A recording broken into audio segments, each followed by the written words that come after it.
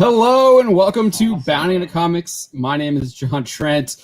Yes, I figured out how to do the countdown, so you guys got to see that countdown. So that's pretty cool. I did have some technical difficulties on it first. I thought if I just hit the countdown thing, it would auto go live. Yeah, so did I. That did not happen. So we went through it twice because I have to you hit the countdown and then you got to hit the live button on the back end.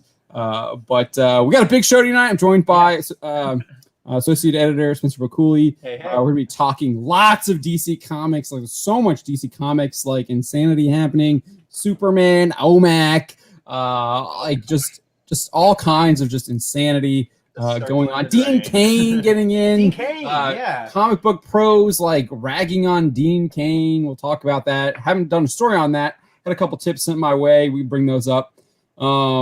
So we're gonna talk William Shatner. We're talking about black pills. What a white pill! Right. William Shatner going to space was. I don't know if you listened to what he had to say after he came back to Earth after taking that trip up to the limit of space. I guess they crossed the line, which is the barrier that technically is into space. So we'll talk about him, and that's actually like really cool. I thought he was like almost he was speechless, but then when he was able to like find his voice, it was like right, like find the words, very poetic and just kind of what is the word the way he was talking, you could envision what he saw. He was very descriptive. Maybe that's not even the right word, but yeah, he instilled that sense in you, like wow, like that wonder of space. Yeah, so we'll talk about that. What else are we going to talk about? We'll talk about some Ghostbusters Afterlife. We can talk about that. Maybe some No Time to Die. Specifically with Ghostbusters Afterlife, I know we did a story on the critic reviews, but I really think we might go through this. The Guardian. There's this Guardian art review where the guy just is absolutely like tries to obliterate the movie. I think he just like obliterates himself. He does. He tries to obliterate the movie in favor of the 16 Busters, and then just obliterates the 16 Busters like while he's talking. Yeah. So that's hilarious. And then maybe some Lord of the Rings. I know I did a video on that yesterday. But we can talk a little bit more about that tonight too, maybe. Because I saw the OneRing.net, the shills that they are, literally did some live stream. That was like, this is what the Horfoots always were. It's Tolkien's vision, and it's like we only read the Wikipedia entry for this book. Did you read the Fellowship of the Ring? It's like in the prologue.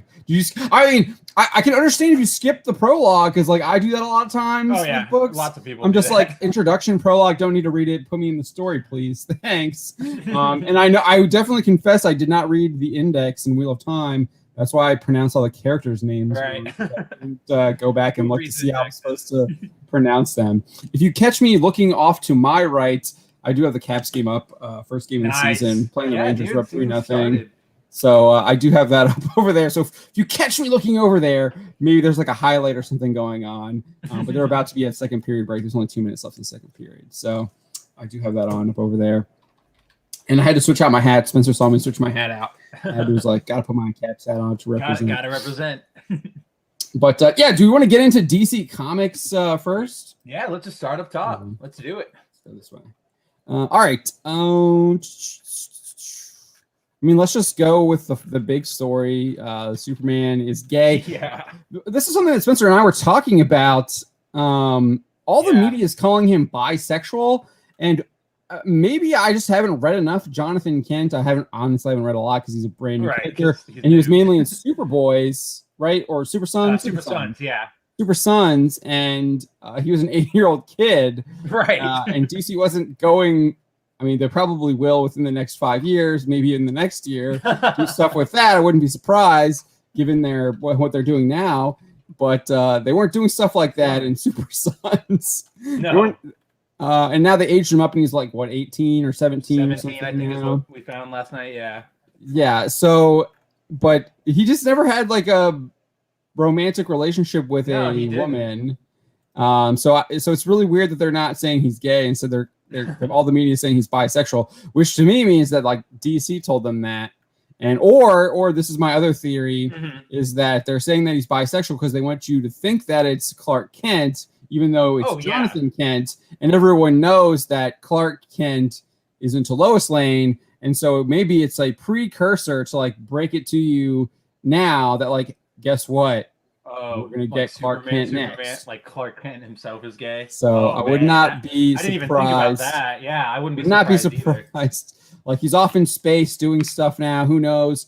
Like he's literally, what is it? He's like Will Turner from Pirates, except Will Turner is actually still faithful to his wife. Superman is gonna like become like Captain Kirk and be with all the aliens. Be like a space adventure. I would be so mad. I would legitimately be so mad because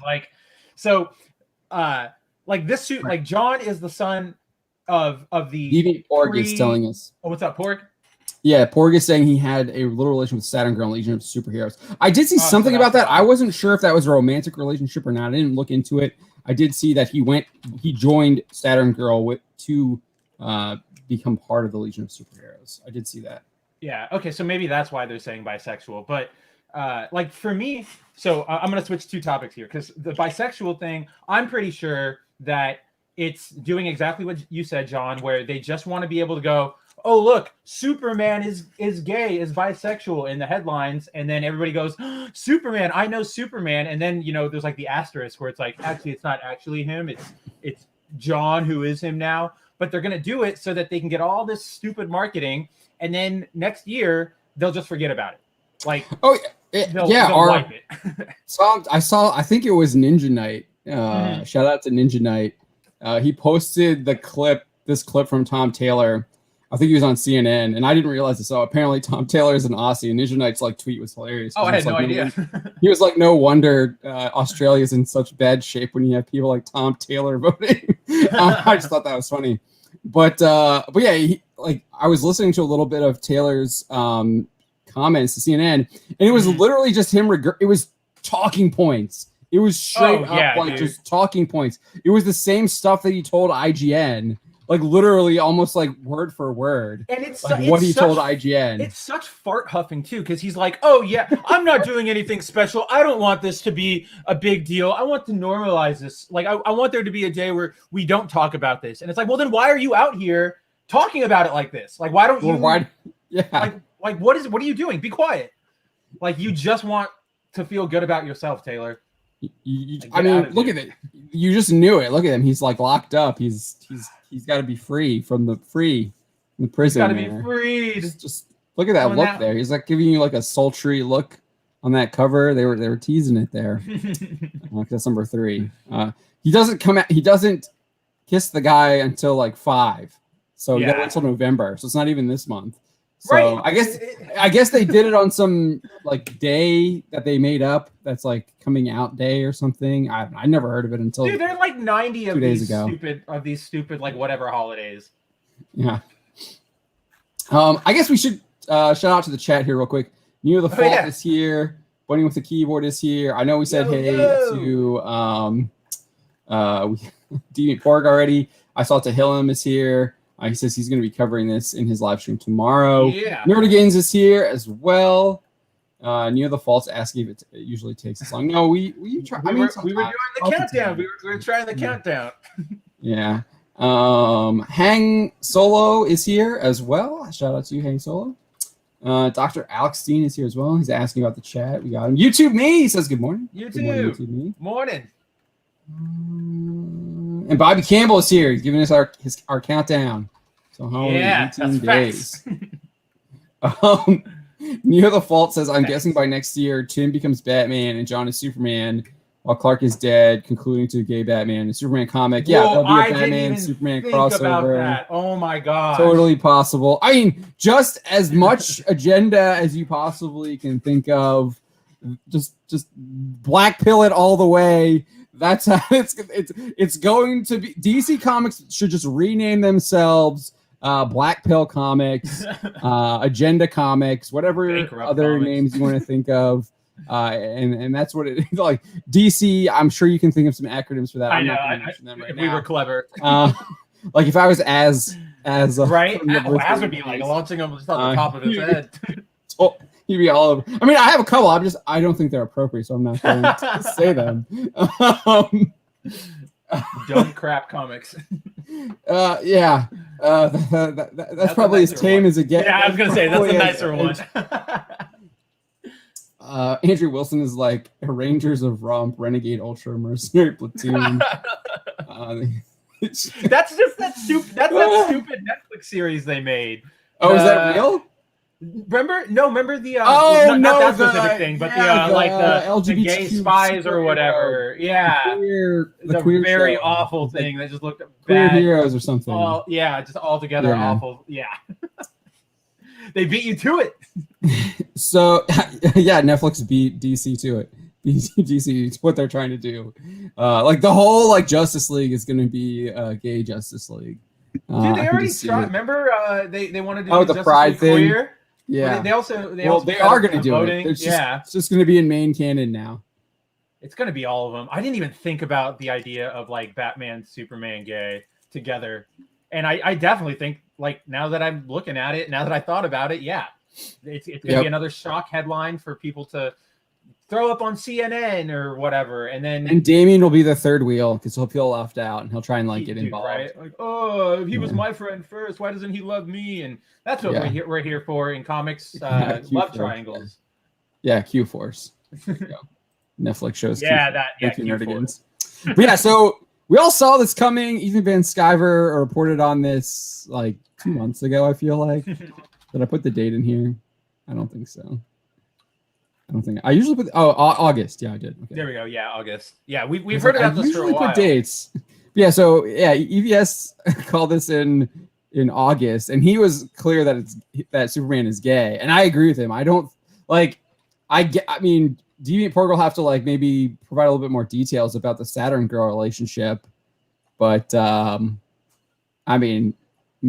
Does he actually kiss Saturn Girl, or are they just kind of like I don't know. Who knows? Yeah, Deviant Porg will have to let us know. I'll have to look it up maybe. But yeah, Deviant Porg says already half of Future State Justice League. Okay, well that's where they're leading to, right? Future State. So that's not surprising. They're telling you where they're going, but you just gotta read the other stories to find out how they get there. But yeah, so I agree with EVS here. Superman is effectively gay because they benched Clark Kent. With EVS there. He's out in space somewhere. In Action Comics, I guess, and Jonathan Kent is Superman, and he has the title Superman, and Superman is gay now, and he took the title of Superman in Superman number 32, right at the end of that run. I think that's I don't know. Do they restart the Super? I guess the new Superman is this Superman House of L series, right? Yeah, I guess so. Yeah, I think you're right. Because then, there's Superman and the Authority, and then House of L. So whatever they want to do. Yeah. So this is what's going to happen in issue 5, and this is what Tom Taylor told IGN. Let me just scroll down a little bit. I think that's still that's still on Twitter, or that's his in the press release. Yeah. So he told IGN. Oh, I didn't link them. Oh, too bad for IGN. That's what you get for blocking us. That's what I was going to say. Dang it. Over the years in this industry, it probably won't surprise you to hear I've had queer characters and storylines rejected. I felt like I was letting down people I loved every time this happened. But we are in a very different and much more welcome place today than we were 10 or even 5 years ago. When I was asked if I wanted to write a new Superman with a new #1 for the DC Universe, I knew replacing Clark with another straight white savior could be a real opportunity missed. I've always said everyone needs heroes and everyone deserves to see themselves in their heroes. Today, Superman, the strongest superhero on the planet, is coming out. Everyone needs heroes and everyone deserves to see themselves in their heroes. This is like the basic talking point people make. It's like brain dead talking point. Yeah, it's literally like a white person can't like look at Black Panther and find him like heroic, or like a white person can't look at Luke Cage and be like, dude, he's like bringing. I love the first season of Luke Cage until they killed Cottonmouth. Right, like, and then it becomes like awful. Luke Cage was like, yeah, get him, like take that town back, like clean up that crime. I was like, go Luke Cage. Dude, like, it's not like that scene, like when he goes to the drug den for the first time, or like the front, like the charity house, and they just like shoot him up, and his like sweater gets all torn up, and he just beats them all down. That's so great. And I'm not Black. I can relate to it. I like it. I enjoy it. And like, this is what's weird to me is that they say crap like this. So are you telling us that, like John just said, we're not allowed to look at Black people or Mexicans or women or whatever as like heroes or whatever. So you're telling us that. We never thought that. Like, this is it's such a dumb line of thinking. Yeah, it's a talking point that they always like roll out, and it's easily debunked. Anyone with any kind of like common sense, or anyone who's like watched any kind of fictional television or film, or read any kind of fictional material, like knows that, like, okay, yeah, this person is black and I think he's cool, or like this person is white and I like what he's doing. Like, I'm gonna look up to him. And like, it's literally like you can do the same thing in like real life. You can look up to people like Martin Luther King, or you can look up to people like George Washington, or like whoever you want to name. Like, you can look up to those people, whether they be different skin, whether they're different skin color than you are. So it's an absolutely garbage talking point that doesn't like pass the, what is it? What did you say? The fart sniffing? Yeah, it's just all fart sniffing. Yeah, it doesn't pass it. You had a word. It wasn't like fart. You had something else that you said. It was hilarious. Fart huffing. Fart huffing. Fart huffing test. Yeah. Yeah. So that's what, like, just it's just get kind over of just yourself, cringe reading it. Oh yeah, it's all cringe. It's bad. Due to John's shifting age and spending time in the future, John doesn't really have any friends in the present day who are his own age. He doesn't have his own cast. He has a best friend in Damien who will remain integral in our series, but it is important to me that we gave John another close confidant and someone who can support him. So we basically took Lois Lane, made him a dude, turned her into a dude, and named him Jay Nakamura, gave him pink hair, and called him an hacktivist. Like, yeah, well, oh man, it was like, literally, that's what they did. Like, well, the character himself is also like, all he does is he sits there and he like fanboys over Lois Lane. Every panel is like, oh, your mom's Lois, she inspired me. There's one panel where he's like, Lois Lane's your mom? I have her poster on my wall in my bedroom. And I'm like, dude, nobody has a poster of a reporter on their bedroom wall. Nobody. Dude, Lois Lane is not All Might. Lois Lane is not All Might. Sorry. Lois Lane isn't even like the current roster of Teen Titans, who nobody knows, but they would get a poster. Like, nobody's selling that. Yeah, Jay Nakamura is not Deku or any of the Class 1A heroes who look up to All Might. Yeah, oh my God, go ahead. Like, right here, they said, this is in their blog post or press release, whatever you want to call it. Just like his father before him, John Kent has fallen for reporter. Like, they're telling you, like, he's not even a reporter. We're replacing Lois Lane with this activist guy. That's literally what he is. He's like a Twitter activist. He's not a reporter. He's not reporting on things. He literally just is like at the scene of all these things that are happening. And again, they're not crimes. They're all like protests or whatever. It's all social issues now. Like, he's just there. He's not reporting. He's not doing anything. He's just literally there for John to show up and then kiss on, I guess. Like, him says that. It kind of is. Yeah. I mean, I think there's like a panel where like Lois is kind of like weirded out. I don't have it right now, but no, there is. Yeah. Yeah. She's like, what? Like, the artwork is like, this guy's insane. And then, like I'm so like it. Look at the character they made. They made him the reporter, like Lois. They made him gay for those easy pride points, and then they made him Japanese, presumably with that last name, for the easy Asian representation points. And then they gave him pink hair. Like, it's every bad stereotype rolled into one. Who sees themselves in that character? Who, like, this is so dumb. Yeah, what is the pink hair? I feel like yes, like he is a reporter.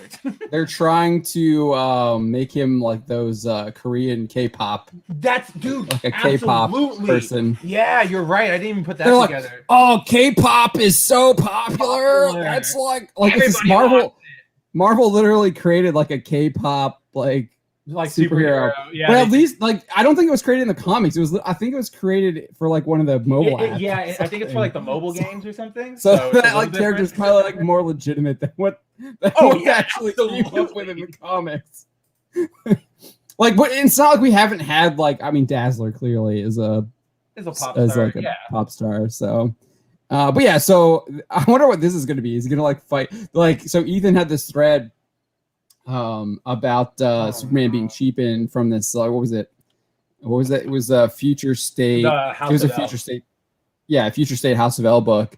And like there's like apparently there's like tons of Doomsdays now in the future that are run by like the Red King, which is like a literal like Superman Mordred from like King Arthur, Legend of King Arthur. And he's like literally called the Red King. Like it's like so obvious. Which I mean, I guess cool for the homage, right? But like, it was so like it's so it was hard almost like like note by note the way that character was. That's the problem. Like nowadays, you like in the old days, you could have like homage characters, like the Watchmen characters were homages or whatever. But now when they do homages, everything feels so unoriginal that you can't help but feel like you're just ripping this off. At this point, like I can't look at any reference and go, oh, you're just making a reference. And instead of like, I always assume everybody is just creatively brain dead. Yeah, it's not like with I mean, as much as like I know Watchmen gets criticized by like people like Chuck Dixon, and even Alan Moore himself criticizes it for what he did to those like the Charlton characters. Yeah, Charlton. Like they're different characters. Like Rorschach isn't the question, or like Mr. A. Like he's much more violent. Like what is it? The Blue Beetle. Like I think it's like Blue Beetle is one of them, is supposed to be Owlman or whatever. Like they're different. Like the characters are different. Like you can tell that there's similarities, but their personalities and everything are different. Right. Like just that's the perfect example, John. You're sitting there and you're going like, oh, Blue Beetle is like this character. He's not exactly that character. He's just like him, you know, like you can see where the inspiration comes from. Yeah. Nowadays, when somebody goes, oh, this character is like this character, like, oh, Superboy is like Deku. It's not like him anymore. They're just copying one-to-one. It's just, I want to play with this toy in this sandbox now. I don't care if it makes sense or if it's even good. And it's like, oh, you guys like My Hero Academia, right? Look, it's Deku, yay! Like that's all they want. Like that's all they want. Clap. That's all writing is. It's like that. It's like that Jeb Bush no, please clap. clip that goes around. Please clap. Please clap. Please clap. And then and we're supposed to be like seals going. Oh my gosh, you did it! Oh my gosh, did you see the thing I recognize? I know that thing. But yeah, I'm really this following a scene where Superman mentally and physically burns out from trying to save everyone that he can. Jay is there to care for the Man of Steel. So like, is Doomsday back? He's like, right? He beats him. He's gonna beat Doomsday. He's better than his dad, which I guess is. I mean, you want your kids to be better than you, clearly. But as EVS points out in his criticism of that Future State, which I mean, I have a little bit of issues with that book, but I think he's right. Like if you apply it to this character here, John Kent, and what they're doing to him, like I can easily see where he would be coming from, because I guarantee my bet is he's probably going to be fighting something similar to Doomsday, right? Like that's going to push him to his edge, cheapen whenever that villain is going to beat it. Or it even is just going to be Doomsday. Right. Like, yeah. So, and it's like, oh, of course he did, because he's the gay Superman and he's better than regular He's the Superman. bestest one. Yeah. So no, that's I'm right there with you. Yeah. They're gonna cheapen the hell out of him. Yeah, so like the Jay Nakamura person is literally a Lois Lane ripoff that they just decided to gender swap, give her pink hair, and make him like a stereotype. Like he's literally a living pop culture really stereotype, like mashed together, like all these There's different. Like no originality in his design at all. And then Tom Taylor clearly shows. I mean, I don't like this. Seems kind of weird. Like, what does he have against white saviors?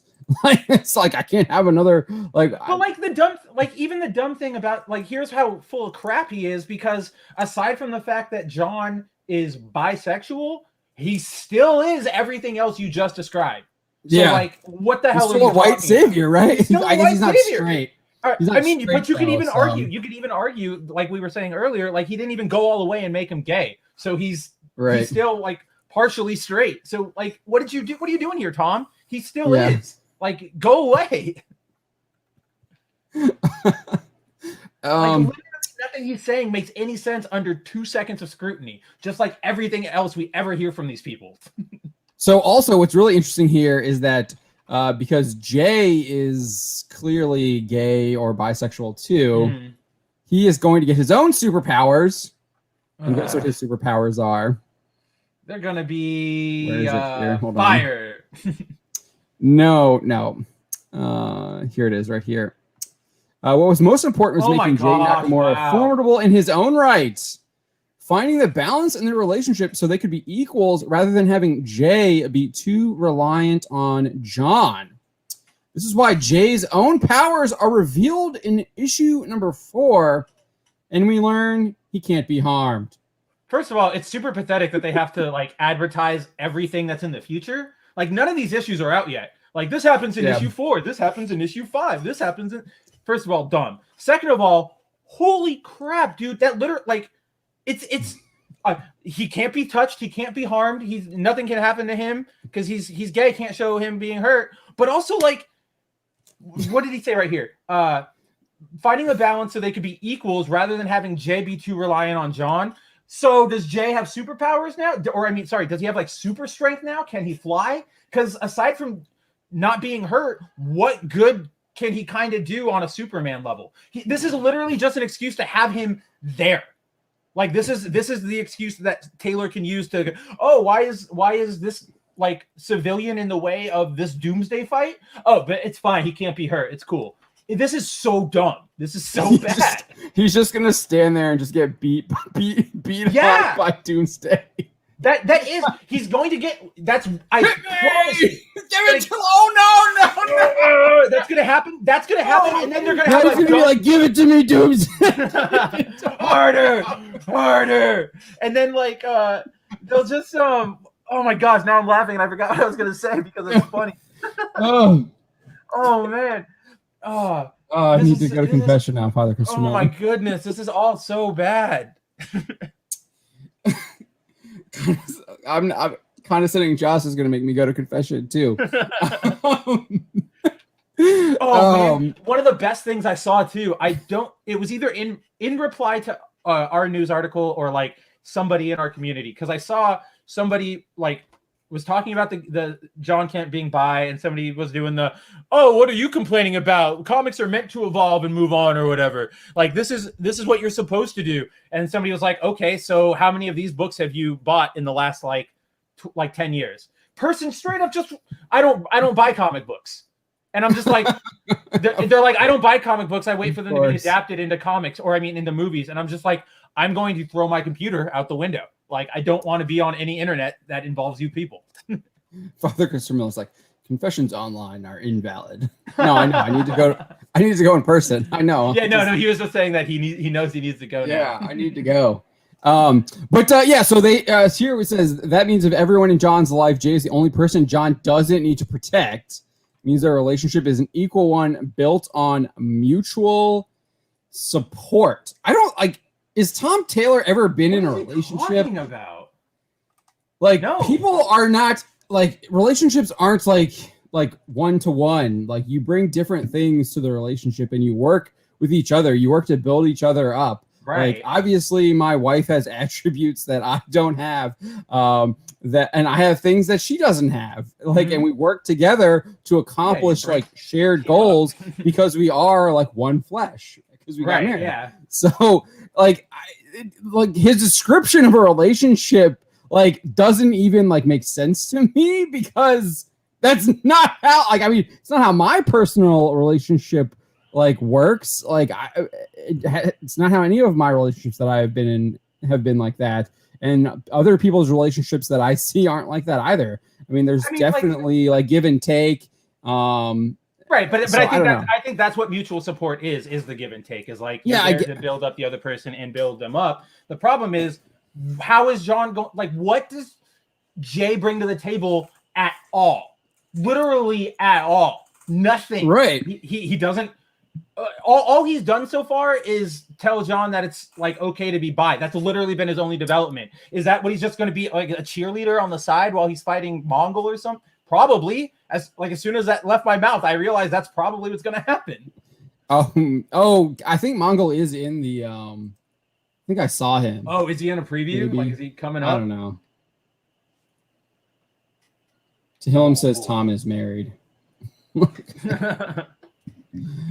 right. So I did see a question. Kogi Pan asks bets on how many issues before canceled. Let's take a look. I did see that Comic-Con is now actually like updating. Yeah, I saw their, that. like, That was website with Diamond, I guess, for the past 3 months. We're finally getting some numbers from them, and I think they just put out the August stuff, even though it's October already. So like they're kind of behind. I feel like usually they just have August out. That's weird. So let's find Superman here. Superman is not on the list. Okay. Is this the right list? I don't think this is the right. No. August 2021 or 2021. That's not even a word. 2021. The top one should be Spawn. It is. Okay, Superman is not on the list. What? It's not on the list. Right? Wait. No. You're It's hitting it. not I'm on not the seeing it. list. I'm not seeing any of it. What? So this series, no one is buying it. It's not on the list. Dude, that's The bad. first one should have come out in August, right? Or because wait, we're 3 issues in. Is it a digital only? No, series? it's definitely not a digital. It's a print series. Yeah, right? it's a full on DC series. I'm looking up when it started. It first started in July of 2021. So yes, in August there should have been a number if it ranked. All right, let me see if they skipped a month or something. All right, let me hold on. Sorry guys, I'm gonna pull up my lunar distribution here now. Oh, look, I already have it up. I already have it up. Look at that. I already got Son of Kal-El. So let's look up when 3 came out here. Ooh, those are some cool August 22. Oh no, in store date September. Oh, September. Sorry, so 2. So August 24. So issue 2 should have been in August. If it ranked, it would have been on that list that we just looked at. And it's literally like look, we're like less than 277 units. That's not good. That's like really horrible. Not good. That's like very, very like these bad. are. I'm pretty sure this is a look. Tim and T, The Last Ronin. This is a reprint. Mm-hmm. Yeah, it is 4 units. Like Spawn Universe, that's a reprint. Like those are reprints. I think this is a reprint too. Star Wars 15. It has to be, right? That can't be right. Yeah. Or did they reboot it? I don't know. Yeah, I don't know. But it's not on here. So let's look at July, right? Let's look at July. Let's see if it's on here. I am typing Superman. Like I type Superman. Yeah, we're not typing in like Action Comics or anything. Like it's that's bad. And like all the I wonder if DC stuff isn't on here. Ah, that's it. DC stuff isn't on here. Boom, Marvel. Because this is still Diamond with Marvel. But there should be. I thought they were doing estimations. I thought they were for too. DC. That's graphic novel. Based off of because he's working with a bunch of retailers that give them their orders, and then he's trying to extrapolate that to other retailers to like get an estimate of what the total orders are. Porg in the chat says that July Son of Kal-El sold 40,000. All right, where am I? Why is it not showing up then? Am I just not seeing I think he's looking somewhere else. I think you're right. There's no DC on this list. Still, that's terrible for the first issue. For our first, especially that's really bad. That's probably why they came out and did this. Like, hold on, I saw. Hold on, let me try something else because I know I was literally just looking at this where there was DC stuff with Batman on it. Like I know I was. Just I feel like I was looking at it too because I was on the site. I was here yesterday looking at stuff when I saw the news that they got new numbers up. All right, so here we go. Like, yeah, see, there's DC stuff here. Look at this, August 2021. Oh, there we go. I must have been looking at a different chart. Like, so if I click here, estimates are now online. I wonder if that's when I click that. It's not. It's only the Diamond stuff. That was weird. Yeah. So look, Batman. Okay, here we go. Here we go. So we got Spawn. 40,000, and this is August, right? Mm-hmm. Yes. August, Yeah. right? Yeah. Yeah. This is August. August. So 40,000 August, and that's issue 2. Porg, I think, is saying July was 40,000. That doesn't make any sense. So Yo, I that would is assume bad that when your Superman book sells less than a Black Cat book. Sorry, Yeah. I just needed to throw that out there. Yeah, I mean that Spirits of Vengeance Spirit Rider, 41,000. That's the bestest ever That's the Ghost bestest Rider ever Ghost Rider. character. Like, I mean, aside, like, even Batman, I mean, Batman's over 100,000, so I guess that's like decent. But look, the old Batman is beating regular Batman. I do really like that. I like seeing that. And then, like, I guess there's something happening with X-Men with Magneto. Oh yeah, the Trial of Magneto stuff. So dumb. It's literally just a retread of that old Trial of Magneto line.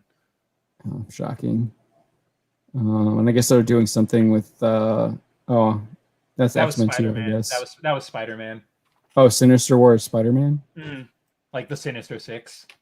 Oh, I thought it was Mr. Sinister. Mr. Sinister. Yeah. As soon as you said it like that, I was like, oh hey, I didn't even think about that. And then Boom's like Eat the Rich, 61,000. That's really good for Boom. That's great for Boom.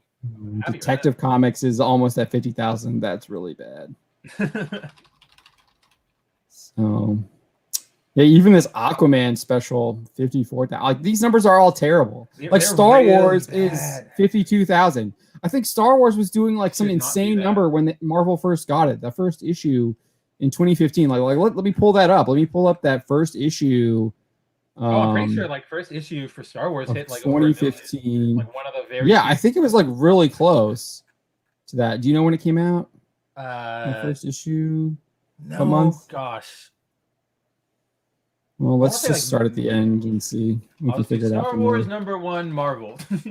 10 was in October, so I gotta go to like March. The new series started in January. 2015. In January, okay. Yeah, January 2015. Yep. Yeah, really close to 1 million. 985,976. Star Wars #1. January 2015. Batman was at 110, so Batman's doing just as bad as what it was then. I guess you could technically say it's doing better because that issue 38 was at 110. This is Snyder's run, I think. Scott Snyder. Yeah, it still is. But Spider-Man was #1. Yeah, that's all it is. #1 store. It always is like #1s. Anyways, so we also got you did this story. Pardon me. So we also got well, let's stick with this. Let's I gotta pull it up here because these people have been blocked. These people think they can block you, but they can't. They can't. They're like, private window. Well, it's not even private. I just opened like a different Explorer, like a because you just got to not be logged in. So let me see. Okay, here we go. So I gotta like this is the only reason why I use Internet Explorer. Just to get around the blocks, right? Yeah. I'm gonna have to switch how I share the screen though.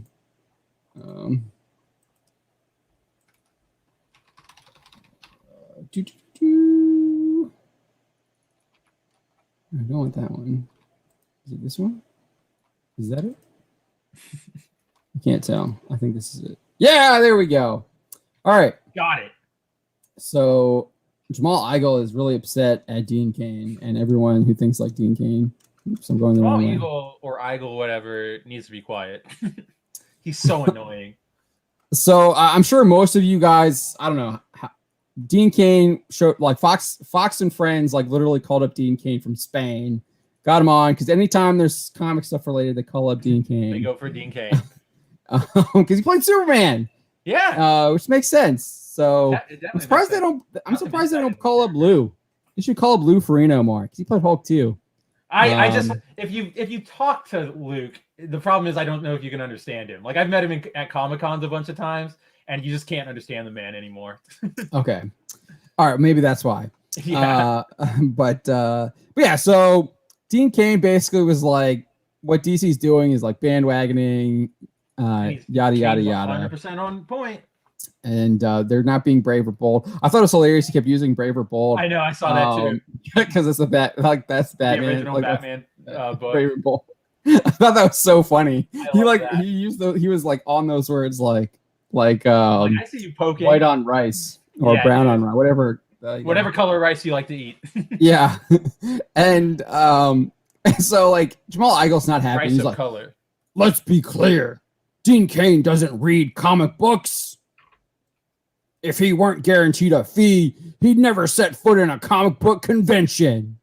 So asking his opinion, because he was the categorically worst Superman actor in creation for 3 seasons, 30 years, is a useless exercise. Like, that's fine.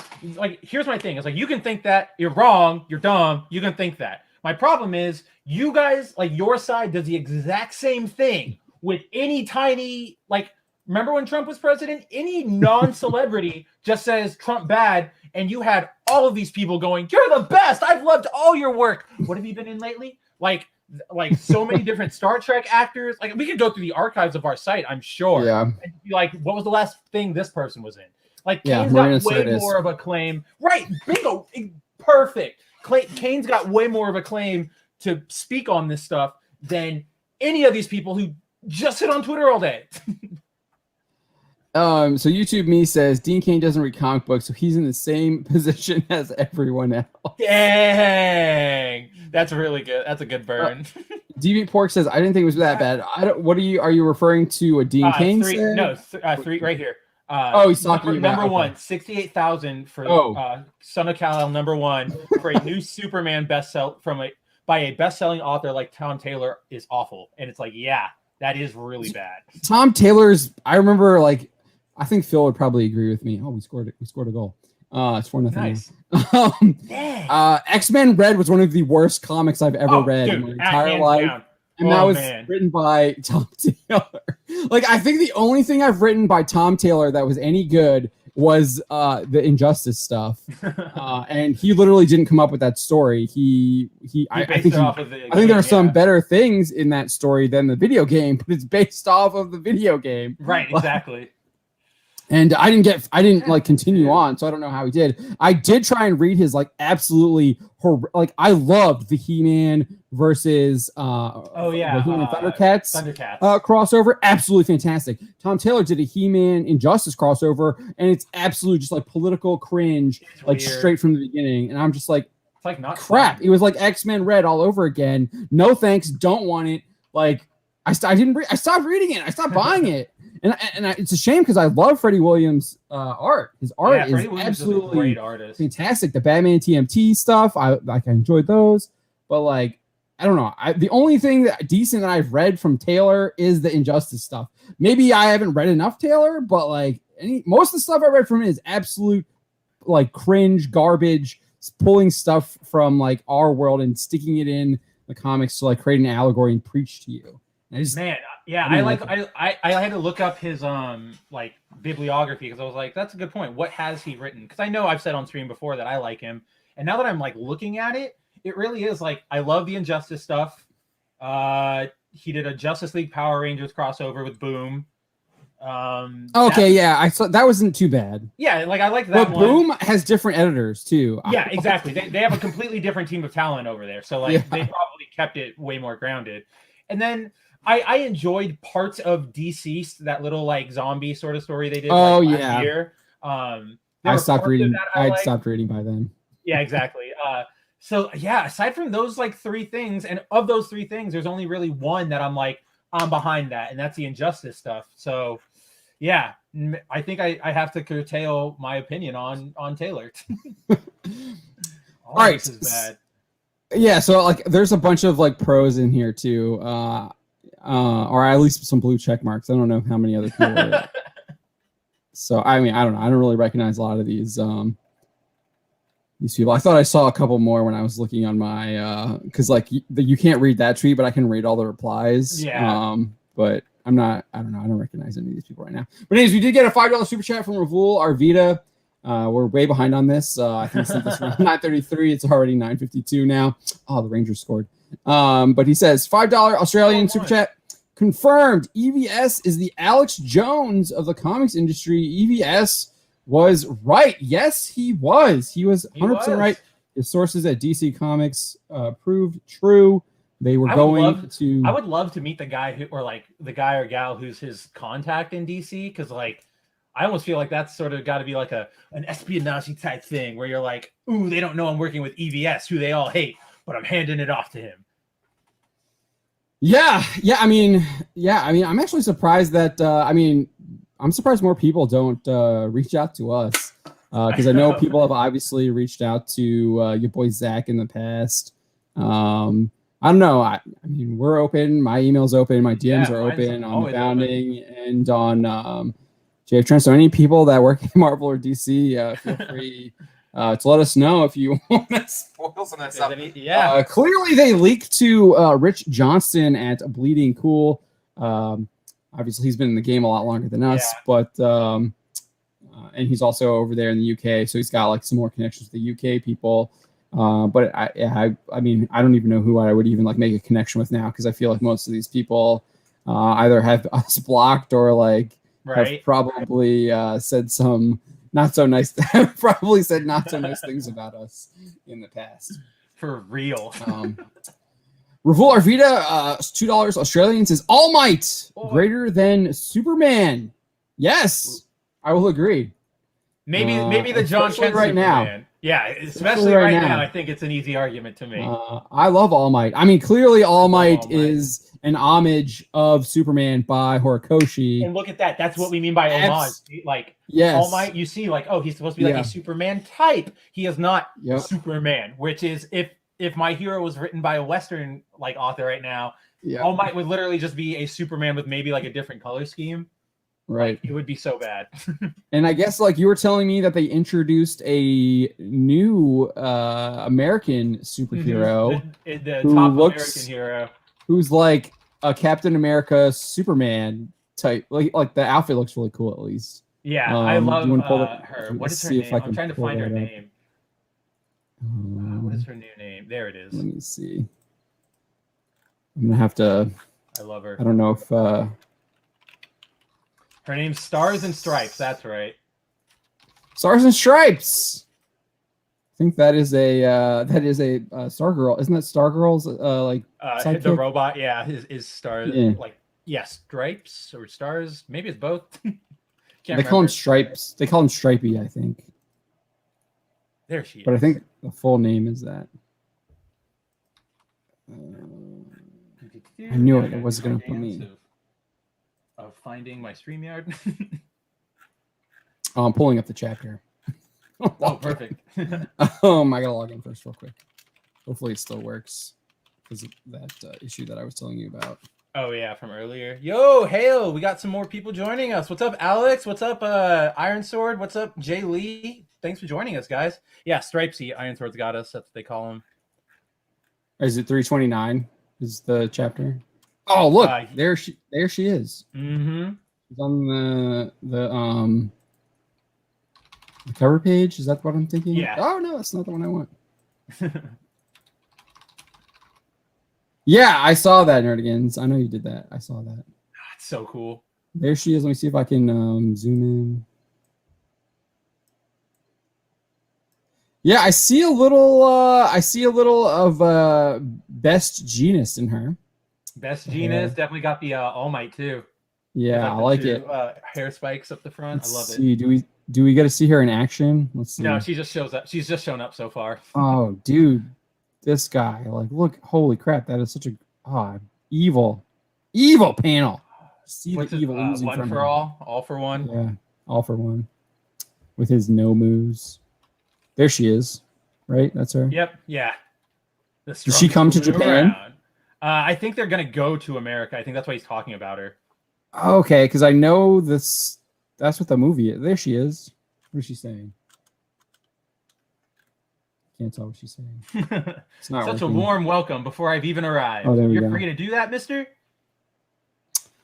Oh, who is she talking to? Is that Shigaraki? Shigaraki. Wow, that's a really short. I feel like I went through that really fast. It's a really short chapter, I feel like. I don't know. Yeah, you did fly through that really fast. Well, oh, look, there's Best Jeanist. Best Jeanist! Yeah, I do need to catch up. Oh, she comes to Japan, apparently. That's what they just said. Okay. Yeah, that's what it looks like. They're going to go pick her up from He's the on airport. Flying Nomu. What? All right, yeah, so that actually looks cool. I'm way behind. I think I need to. I finished volume 8. So if we go back and look here, you can see how far behind I am. So I got a lot to go through. I love that cover. Like. So I am right here. Volume 9. Such a good part. I mean, so I'm at chapter 81, and I have to get to. I have to get to 320. So I got a ways to go. You got a while to go. I got a ways to go. But I'll be gone. Maybe I'll get some done while I'm in Florida over the weekend. We'll see how that goes. Father Christopher Miller says, just starting to read the new Black Label, Batman the Imposter #1. Father Christopher Miller, you need to stop giving your money to DC Comics. I heard that The Imposter, this book wasn't even that good, apparently. A guy I follow on Twitter was talking about how apparently, like, because Mattson Tomlin is the writer for The Batman, or one of them at least, and yeah, he was saying, like, the guy I follow on Twitter was just like, dude, this is just your generic Batman movie. Like, it just feels like all the things from like Dark Knight mashed into like we've seen this before. Like, this is not new. Probably something that got rejected, and they're like we can like make money off this because you're the Batman writer. Yeah, and we'll just put it in a comic and try and like make some money off of it. That's probably what went down, just based on what you just told me there. I would not be. You're totally right. I would not be surprised if they come out and they say like, oh, this was a first draft of the Batman. We wanted to do it for you. Haha, surprise. Yeah. Nerdigans is saying Horikoshi been roasting Marvel DC this arc.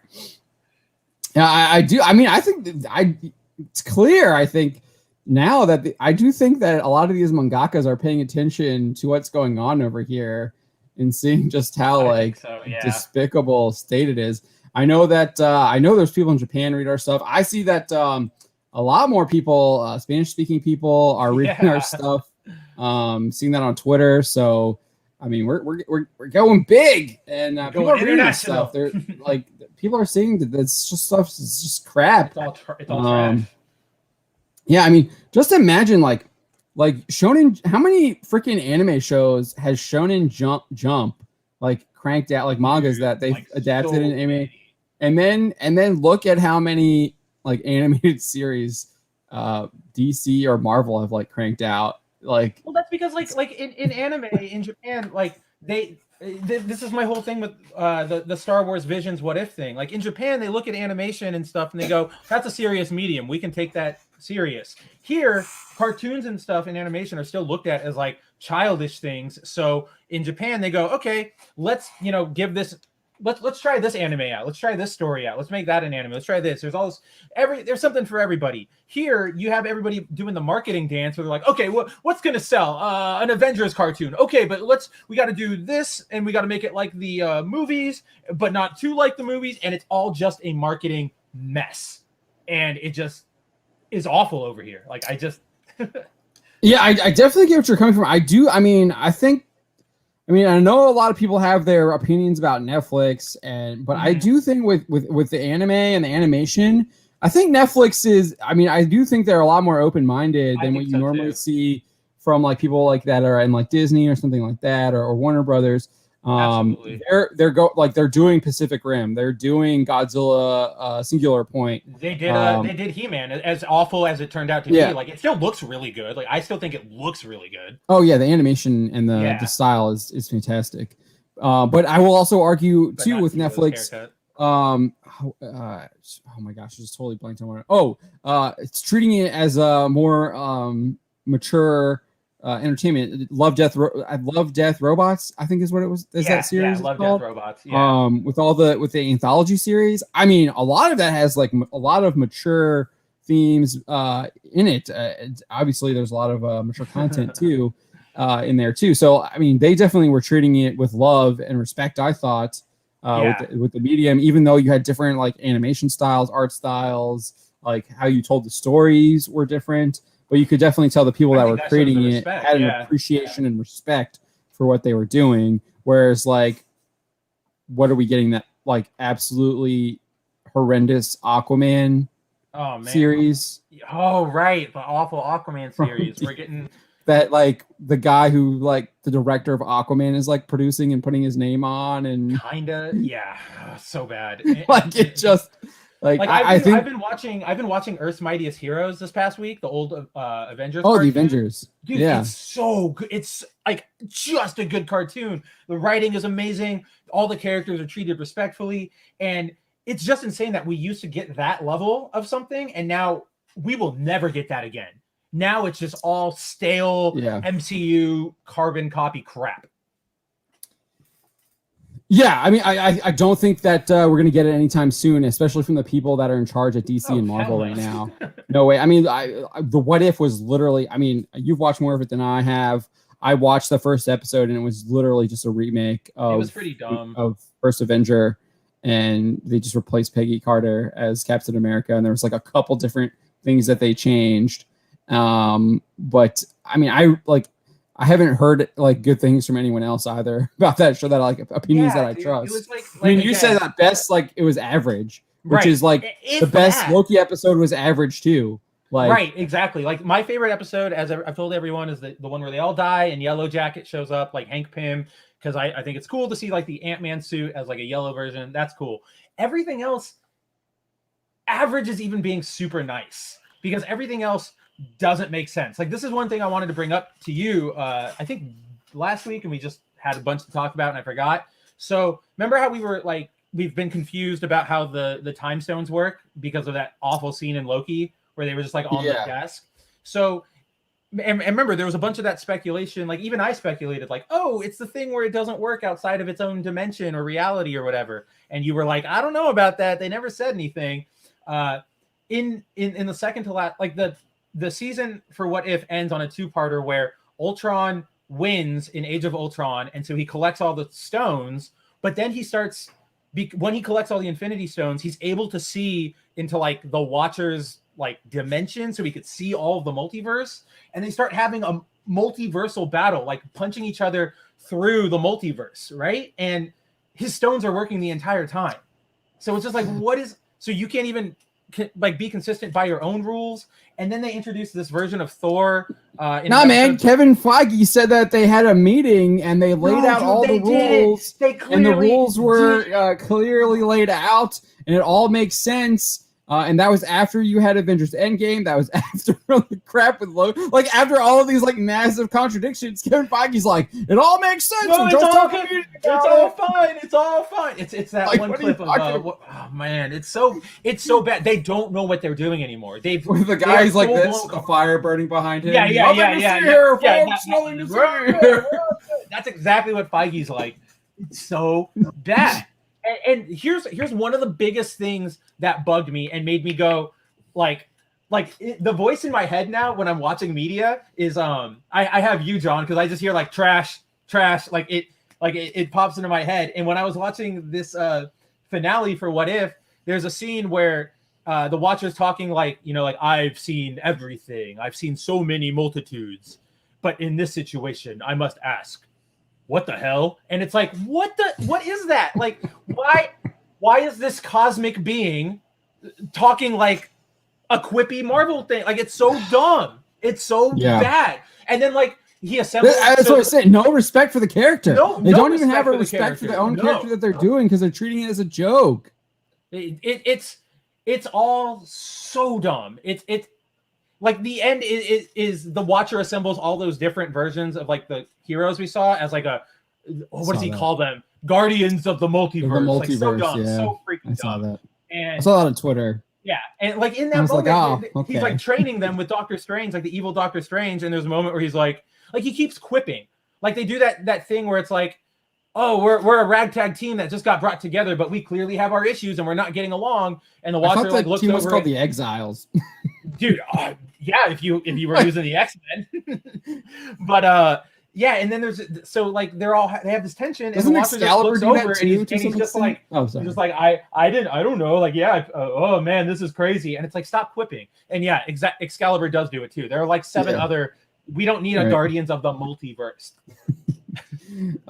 It's kind of like it's what you're saying too. They like aped Guardians of the Galaxy, so like the Guardians of the Galaxy are now like they're like weakened because Like, it's what's what it EBS matter? is Right. saying. It is exactly what EBS is The saying. Guardians of the Galaxy are weakened because now you have Guardians of the Multiverse. So like, why do you don't need Why Guardians would of the Galaxy anymore?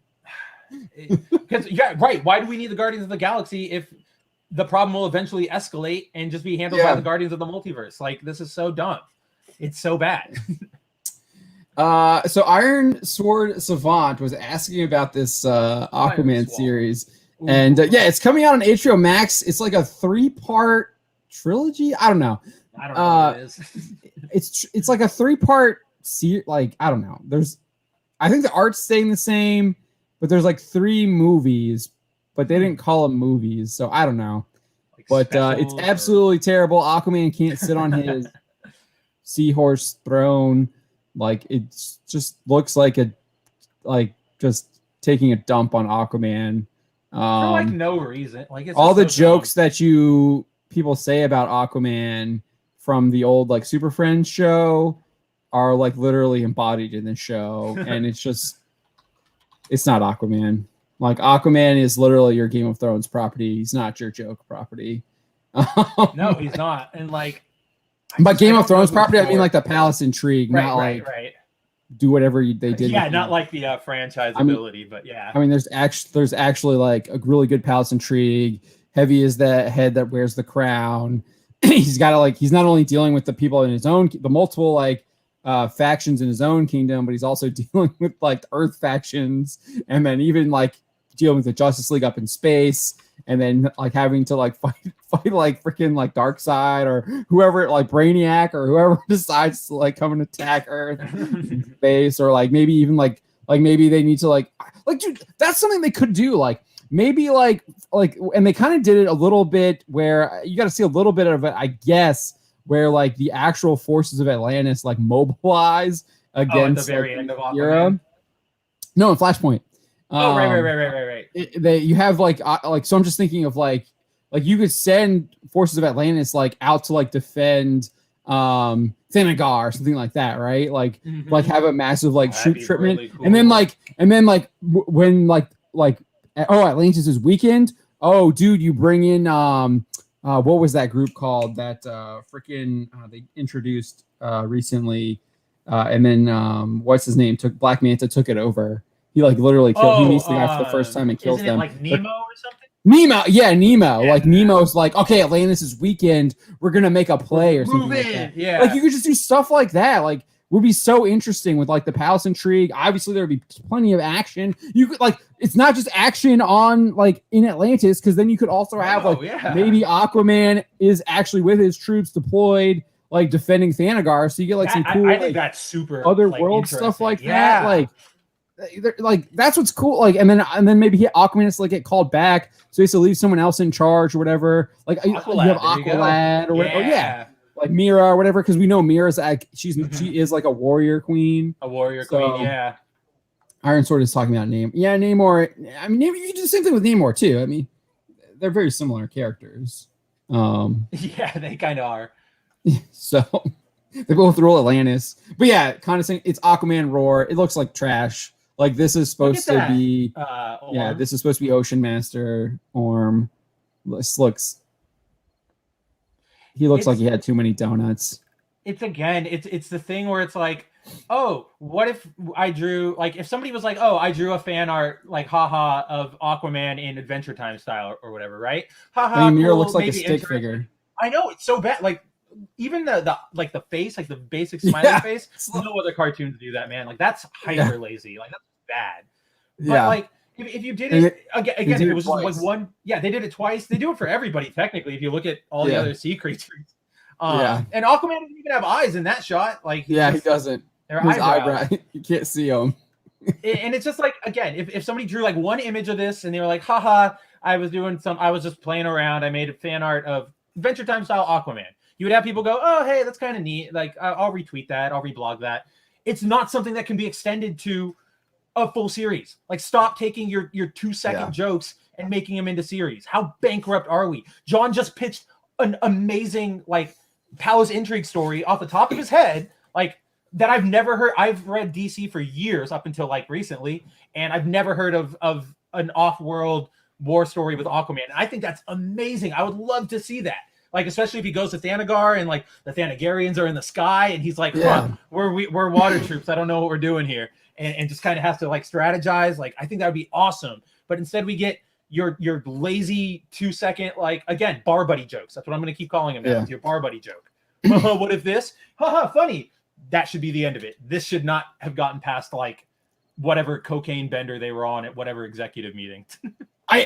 Iron Sword Savant says this looks like it was made entirely for kids, and I don't even think the kids would even like this crap. Like, I don't know. Like, when I've told Spencer disagrees with me on this on a little bit, but like I don't know, I've talked about this before, but like this art style, even when I was a kid, I didn't like this type of art style. Yeah. Like, even Johnny Bravo was like kind of turning me off. Because I was like, I liked Dragon Ball Z. I liked the art style of Batman the Animated Series. Like, reboot, like I even hit, like, because I didn't really like the 3D, like the Did we CGI. just talk about that? The Cyber Quest or whatever.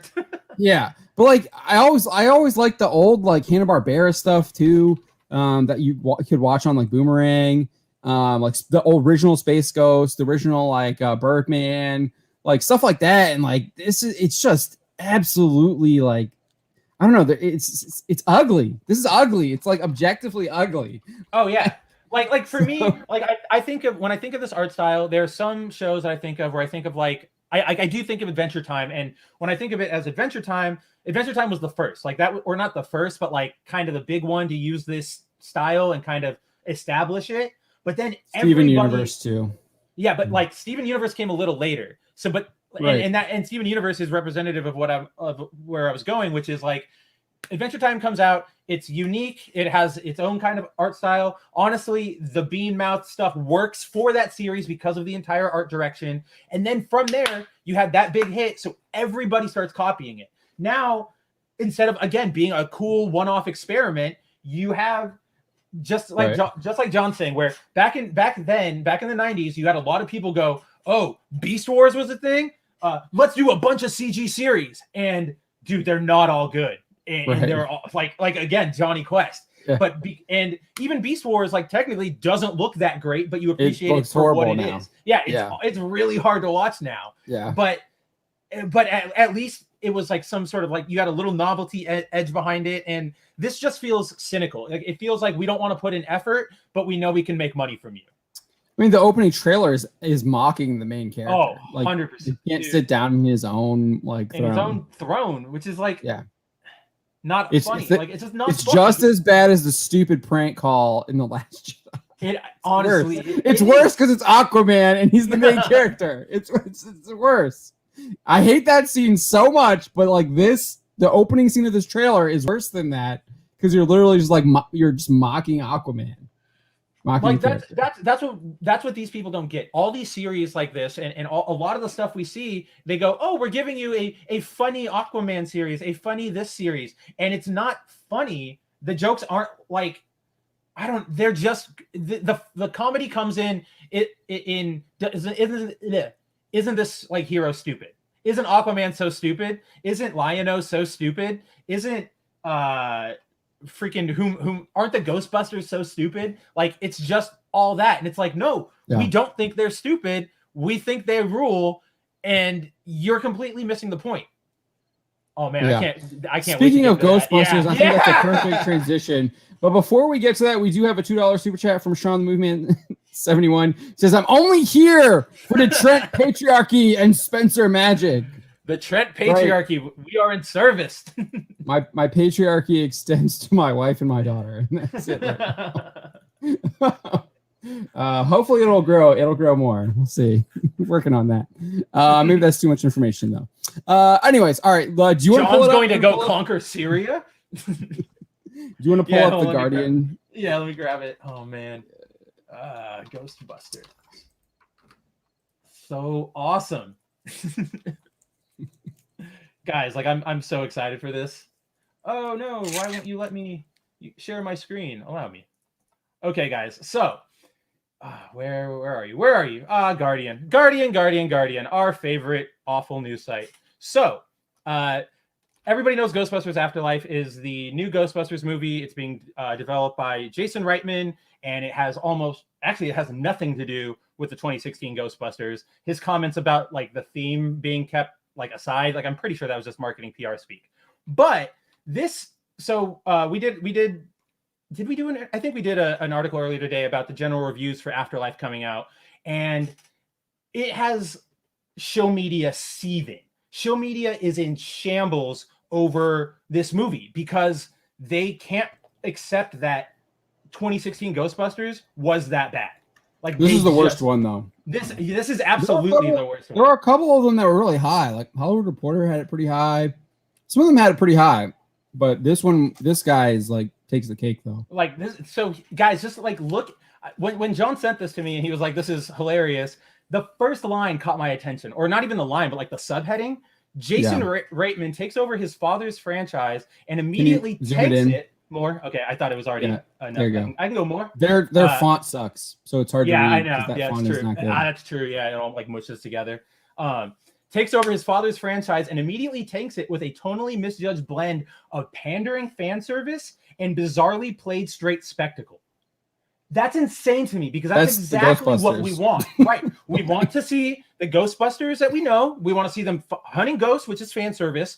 And we want these things played straight. This is literally what we're talking about with the Aquaman. Ghostbusters were played straight. You had a guy. That's exactly it. You had Peck, the most horrible antagonist. Like, he was such a great antagonist because he's a bureaucratic pinhead. And he literally does what bureaucratic pinheads do and creates more disasters. Right. By shutting down the Ghostbusters and releasing all the ghosts everywhere, which leads to Ghostbusters. Straight. Nobody's sitting there going like, wow, this is like a movie, isn't it? Or, wow, what if this happened? Nobody's doing that. There's everybody... Yeah. There's a like the mayor calls like a emergency meeting to deal with like all these ghosts and stuff, and Peck is still saying like, no, these guys are bad, like you cannot bring them back. And like shockingly, a politician actually makes the right decision. It's like, Ghostbusters, solve this problem. Right. All of that stuff is played completely straight. Nobody's going, oh, ghosts. It's all straight and it's all taken seriously. Even the Ghostbusters themselves with their skepticism and Bill Murray's like, basically being like a scammer almost in the first movie. Like they all play these roles straight and nobody is sitting there with that awful detached irony that we see all the time. But that was just the subtitle for this thing. Or go ahead. I do want to make another point. I went to IMDb because I can't remember the guy's name, but the guy who plays the Keymaster, Rick Moranis. Yeah, Rick Moranis. Right? Who plays the Keymaster. Like, he's played it straight, too, when he's, like, running around New York like a dog. Like, that's played straight. Like, people see it and like are like, what is going on? Like, this guy's a crazy person in New York, but he's still played like that is still played straight, that he's being possessed by a ghost. Right. And even the big monster, the Stay Puft Marshmallow Man, on its head, it seems like that's ridiculous. A giant marshmallow logo mascot like rolling down New York. But in the movie, they straight up are like, that is a threat. We need to treat it as a threat. It's a real thing. And the only kind of joke isn't even really a joke. It's when they go like, what would you like, why is it the Stay Puft Marshmallow Man? And I think it's Bill Murray. He's like, it was the first thing I thought of. Like, sorry. Like, that's it. He said I tried to think of the most like innocent. That's right. Yeah, the most innocent thing I could think of. Which is you get that, and it's all fantastic writing because it provided levity. Great writing. It provided levity in this like the world's going to end moment, but it was also like part of those characters. We knew how they had that relationship together. It all showed how they grew and worked, and it was just like the perfect climax. But again, you think of 16 Ghostbusters, how did they like? I mean, I highly doubt any of us watched it, but I know for a fact that their final villain kind of just shows up. There's no clever explanation. It's just, remember the Stay Puft Marshmallow Man? He's here now. He's a ghost. All right, cool. Like that's all it is in 16, and like we don't want that. But you can see here just from the very beginning that this guy is all about that movie, unfortunately. So For he, him. for him, he starts off with talking about how he saw the movie at New York City Comic-Con. I guess they had the premiere there, I think that's pretty cool. Yeah, it was a surprise. It was a surprise Oh, was it a premiere. surprise? Yeah, I saw about that. They were all there, and they did a surprise showing. And that's really cool at New York Comic-Con. Yeah, that is pretty cool. That is really cool. That's even cool though stuff. Even though they should have been kicked out according to New York to Comic-Con's their own rules. guides. That entire thing is so bad. I'm really surprised more people aren't talking about that, because that is just 100% hypocrisy. Let's see, where was it? So then he starts talking about, watching the movie, and he starts complaining. Every time another anti-spectral doohickey first appeared on screen, it was met with orgasmic roars of excitement from the audience. Same goes for the awestruck glimpses of the old car, the old costumes, some of the old dialogue, and the rest of the myriad nods to Ivan Reitman's canonized blockbuster. His son Jason, the director, who announced a desire to see his installment launch a whole universe of Ghostbusters content during his pre-screening panel, aspires to little more than this deadened rat pulls lever pleasure of recognition. Like, this dude is like seething that Jason Reitman has made a sequel. Like, this is not just like, so it's so insane to me. What? Because aspires to little more than this deadened rat pulls lever. And this is what gets to me, guys. What does that even mean? So what he's trying to argue is that it's kind of the joke you and I were making before about how, like, ooh, I see that, clap, yay, I recognize that. That's the joke he's trying to make. Oh, but the problem is there's a difference between what we just talked about, I recognize that, clap, and continuity, which is what this movie has. They're not nods to the old one. It's literally a continuation of that story. Right. If you didn't have that, it would be weird. You would be like, audiences would be like, why aren't you talking about the other stuff? The irony, which is you'll see throughout this entire review, is that rat pulls lever thing is exactly what the 2016 Ghostbusters was. Remember this? Remember the Ecto one? Remember the Ghostbusters? Rat pulls lever is like a member berries thing. Like, what is that from? Like, because I feel like that's a reference that I just don't. Rat pulls lever? It's just it's basic psychology. It's the study of how you can train animals to recognize, like, if they push a button, they'll get a snack. Trained rat. That's what they're trying to say. Is like, essentially the audience has been trained to see those little nods and lose their minds. But again, this is all projection. I would not have gotten. I didn't get that. No worries. Like, this is all projection, because this is literally what 16 was about. Like, this is super bad. Like, look at this. At the box office, this underhanded tack may very well pay dividends. This is for the fans, after all, but a peculiar breed of fan more interested in identifying objects than what's done with them. That is literally, I feel, the tagline for 16 is member berries. That's what he's saying. He's like, the fans only care about member berries. They don't care how you use the member berries. And it's like, no, we do care about how you use them. That's the entire complaint behind almost every media we've talked about. Star Wars, Star Trek, Lord of the Rings. Like, we care about what you do with them. That's our entire point. You're the ones who don't. You're the ones who kill the past, or let it die, kill it if you have to, right? That's your guys' modus operandi. Let the past die, kill it if you have to, Yeah, let the past die, kill it if you have to. And like, so he starts talking, and then he starts talking about the cast and complains about literally everything. This was funny to me. Alongside new pals, including a kid with a podcast named Podcast, so no one forgets what his defining thing is, and sarcastic school teacher Mr. Gruberson, Paul Rudd forced into a comic relief role with Kuhn that only underscores the brutal unfunniness of everything else. Dude, wow. Like, you're just so upset, like, with that. But then, they've got to defeat another one of the CGI energy cyclones apparently mandated to close out today's tent poles. That is literally what 16 ended on. A giant crotch joke about the Ghostbusters shooting the Stay Puft Marshmallow Man in the crotch with their big shining lasers. That is literally the end of that movie. This guy is so bad. Really? I've literally not watched anything of that movie whatsoever, but that doesn't surprise me. No, right. That was my first reaction too. So I haven't seen it. Like, I admit, that film was made with hate. Oh, it was made with so much hate. hate. The hate radiates off that movie, and Jeez. it's insane. And like, I don't want anything to do with it. But of course, you know, there are people out there who have watched it, and I follow on Twitter or whatever, and sometimes they'll just be like, "Man, remember this? Remember how bad this was?" And they'll just like post a clip, and I'll watch it, and I'll go, oh man, that's bad. Like, wow, that's bad. So, yeah. So he continues. This is my favorite. It's pandering all the way down. The shocking part being the variety of Reitman's ploys. It's not all groaners like a cop offering a jailed for the night Trevor the phone and asking who you're gonna call. There's the set piece with the cutesy, nattering mini Stay Puft scratching the itch for cloying mischief makers planted by the minions. Like, okay, I can maybe kind of give him that one. That one kind of makes sense to me. But this part is the part. Consider the casual cowardice of a script that uses its own mythology to suddenly erase 2016's All Gals reboot from the canon, giving the rage-choked trolls carpet-bombing IMDb with 0-star ratings the vindication they've always craved.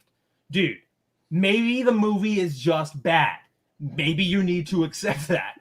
And it's also hilarious that you're saying that this script. I'm pretty sure Bill Murray like called out Feige and said like he was an idiot. Murray hated everything about that. He was so mad that he like contractually had to appear in the movie. Like, he talks about it all the time. He was not happy. Yeah. But I love the script that uses its own mythology to suddenly erase 2016's All Gals reboot. Dude, if you're complaining about that, why don't we get to complain about the fact that your All Gals reboot tried to erase the mythology we had established? Right. Like, you took, like John and I were talking about, you took the serious thing, Star Wars, straight, Star Trek, like Star Wars, Star Trek, anything, and you turned it into this ironic. I don't even know what it is. It's just Terminator didn't even subtly erase it. They literally had Terminator kill John Connor. Dude, they had Terminator kill John Connor. They turned John Connor into a Terminator. It's bad. Like, Terminator's like just bad. But this part is what's great here. Even the champion, like, I want you guys all to pay super close attention to this one. Even the championing of scientific expertise comes off as overreaching and aggrieved. From Gruberson's declaration that science is punk to the smug superiority of the pint-sized Phoebe. The message is clear, as are its intended recipients. There's nothing more powerful, important, or cool than being a nerd. So let me break this thing down for you in case you guys didn't catch that. So first off, he complains about the championing of scientific expertise as overreaching and aggrieved, when literally that is he complains about that, the fact that science is like considered punk, and then the smugness of Phoebe, who I assume is probably this girl right here. It's McKenna Grace, yeah. Yeah, McKenna Grace. Yeah. So all of those things are literally what Kate McKinnon's character was in the 2016 one. It was this I love science, aren't I so quirky sort of character who was like, yeah, I do whatever I want when I'm inventing, like whatever, I'm cool. And all four of those, like that movie, like John said, was marketed on a hate of smug superiority. It was trying to be like Bill Murray, but like unfunny, and it was doing the thing. It was like the we should probably come up with a term for it, but like the combative subversion, where they took the character from the past and they said, we want to make it like that, but not like the chuds like. So they make this this try-hard character that overcorrects and just becomes like I Am Not Starfire, just becomes annoying, and like they think they're writing a character that is so relatable, but they're really just a giant ass. Like that's all they ever do. And again, it's they're writing from experience, and they don't realize that they themselves are asses, and it's just this awful compounding. But I love the very last part here. The message is clear, as are its intended recipients. There's nothing more powerful, important, or cool than being a nerd. This freaking line of condescension comes from the same type of person who for the last 10 years invaded our spaces and said, oh, we're nerds. Nerd is cool. If you're a nerd, everybody should be a nerd. Nerds are great. Nerds are sexy. Nerds are cool. I'm so nerdy. They want to be nerds. They want to be the ones who are like, I'm a Star Wars fan. I'm a Marvel fan. I'm a DC fan.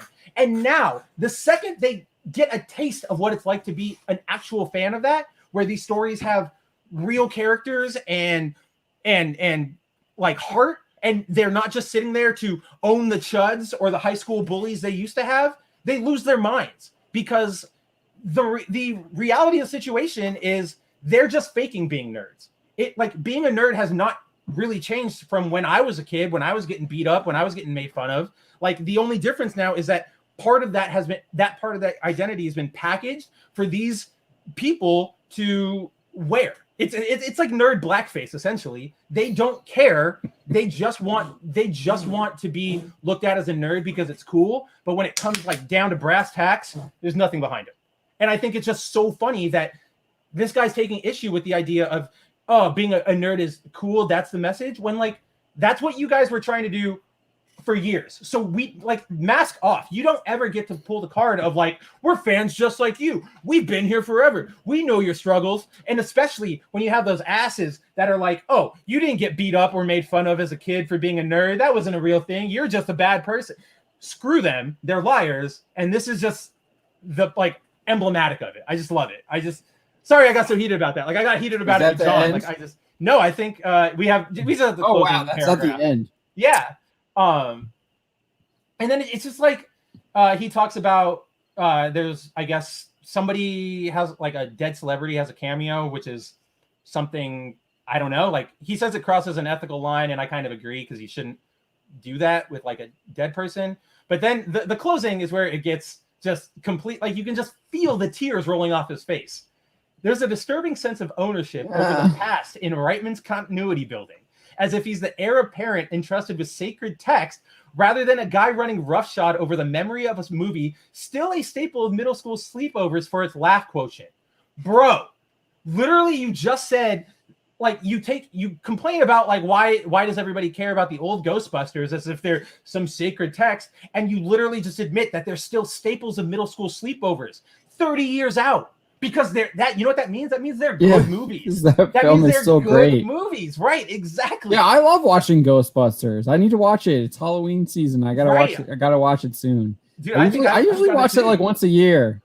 Like the Walter Peck his name's Walter Peck, right? I feel like Walter. Yeah. Like the guy who plays him also plays the annoying journalist in Die Hard. The guy's a fantastic dude. He plays all those actor. kind of like awful villains across like 80s movies. Yeah, he plays a great antagonist. He was so good. Yeah, he I really would consider him like a villain, but he's definitely maybe not a villain, but definitely like an antagonist. Like when he's trying to get the interview in Die Hard. He's so like annoying, and like when he gets punched, especially in Die Hard, when he gets punched in the face, like you're just like, yeah, God, you finally like got him. Like yes, that's all I wanted. Yeah. And he's just his character is great in Ghostbusters too, and he plays like, I like how he plays a really good antagonist because he's so like by the book compared with like the Ghostbusters were literally created because like off the book, basically, like not following the rules, doing it their own way, because they were like all like kind of like felt like they were getting stuck in the mud chasing the what is it? What's that? What is that? There's a term that you stick in the mud. No, where you're trying to like chase up to get to the next level of like the society, or like keeping up with the Joneses. Yeah, it's like the hamster wheel or whatever. There's some I know exactly what you're saying, and I see all the parts of it in my mind, and I know exactly what word you're saying. And they all were kind of like stuck in their career, so then they decided to be the Ghostbusters, right? And took a risk with their entrepreneurs. Oh, a super risk, yeah, exactly. Yeah. Oh man, as the secretary, I love her. Oh yes, fantastic. Deliveries in the back. She's totally got that New York accent. Dude, absolutely. Yeah, I love her. And like that attitude. That what attitude. Do you want? Yeah. Like that's so what you like. That's what you like think of, or at least that's what you used to think of when you thought of New York. Not anymore. Yeah, now you just no. I don't think. Now you just think of nursing homes. Yeah, and like insane politicians and blue check marks. Yeah. Yeah, and blue checks. Near the fall for Halloween, I'm gonna watch Shin Gojira. I don't know if you saw our article, but Alma Drafthouse is actually going to be bringing over the original Godzilla film for the first time in American theaters. I think there's like some extended editions too. And there's a bunch of other old school like Godzilla films that they're going to be showing. I think it's this month. It might be next month. I have to check. I have to look at that article again.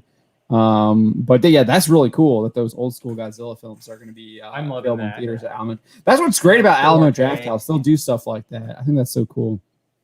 Dude, and I love that they also like care enough. Like they'll make merch for those reshowings. Like, oh, here's an exclusive pint glass for tonight if you come watch Godzilla. And like that's really cool. Like, I'll go for a beer and watch Godzilla if I get a cool glass. Yeah. Sorry. No worries. While you respond.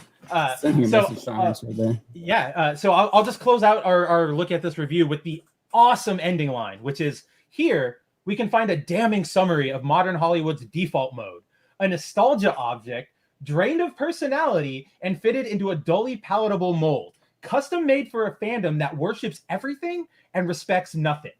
Now, who does that sound like?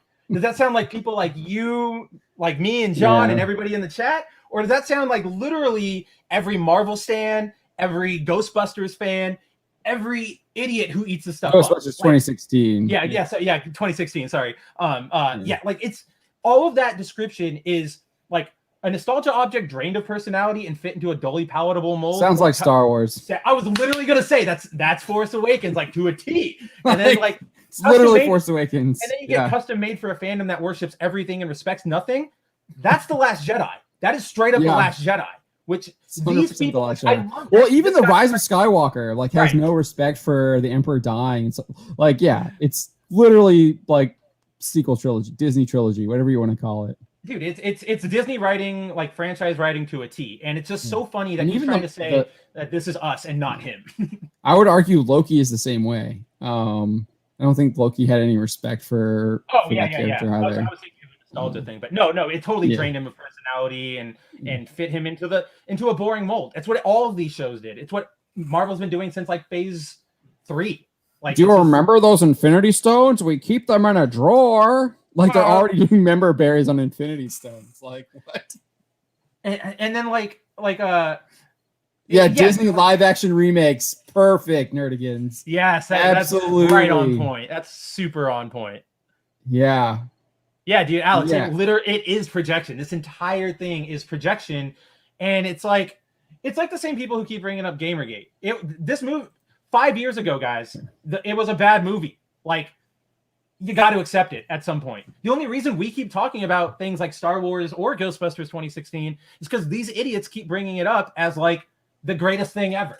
Like, that, and I do think they are like really good examples of just how terrible that like modern Hollywood is. And shows that they don't have any respect and they're creatively bankrupt. And I think that, I mean, so I think there are reasons aside from them bringing stuff up that we talk about that too. Right. But we're not sitting here going and writing. We're trying to change that. Right. Exactly. And like 5 years out from, or like what was Rise of Skywalker, it was like 2 years, 3 years out. Like 2019, I think. All the people who had like people like Jeremy or us, all the people who had opinions on that movie in the negative, we got them out and they're there. And we said, all right, that's our thoughts. We only mention it now when we have to point to it as an example or when somebody else brings it up. We're not sitting here still obsessed with that movie. These people are still obsessed with that movie because they can't accept that we don't like it. Sean the Movie Man 71 says worships everything and respects nothing. It sounds like the woke creatives, artists in charge of longstanding IPs like Bisha K. Ali, who made Loki. I mean, she was in there, but it was the other person, Kate Herron. Yeah, Kate Herron made Loki pansexual or something. Whatever like that. She said. Because she was bi. Yeah, or whatever she. Yeah, you might be right. Was. Yeah, I don't remember who it was. Kate Herron, not Bisha K. Ali. Bisha K. Ali is the person running Miss Marvel. But she did do writing work on Loki, and she's a woke activist as well, and that's why that Miss Marvel show is going to be absolutely dog crap. Remember, Ali was the one who, after she got hired, had to like lock her account and delete a bunch of tweets because they were all anti-straight, anti-white, anti-everything. I still found her alt Facebook. So. I know, that was pretty awesome. That was I love that reporting. Tehillim, or Alexander Vidakovich says, I was telling Tehillim, I was hoping The Force Awakens was a hopeful start, a bit stupid, but a good start. Maybe they'll get. Yeah, I think a lot of people were willing to accept that it was basically a ripoff with the hope that there would be better in the future and that they had a plan. Right. That's what I remember a lot of people saying. It's like, okay, they have a plan. They just got to sort of bring new fans in, reestablish. And I was like, okay, fine. If they pull off something sweet, then I'm cool with that. But they didn't. And then Alexander says, then Last Jedi arrived. My viewing, whole cinema left. End of the movie like funeral. Silence. Yeah. I still think my favorite story about either Rise of Skywalker or Last Jedi, whichever one it was, is Jeremy's, where he like was at the theater and he's like, that was great. And then he like says like he got in the car with his wife and he was like, but what about that? Yeah. What about that? What about that? Oh no, that movie's awful, huh? Yeah. No, it was the silence. They literally Rian Johnson literally put the silence in the film because he knew how terrible it was when he had the stupid hyper attack. Because remember, it just goes quiet. Like it goes quiet when like he cuts the sound out.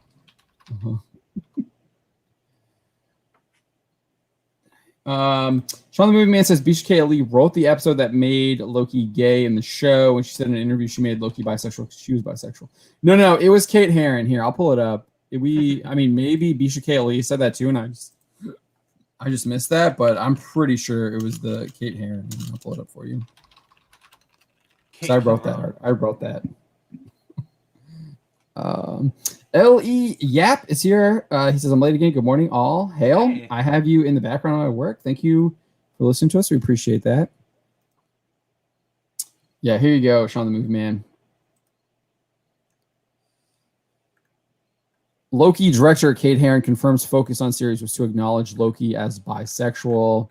And then it's right here in a tweet. From the moment I joined Loki official, it was very important to me and my goal to acknowledge Loki was bisexual.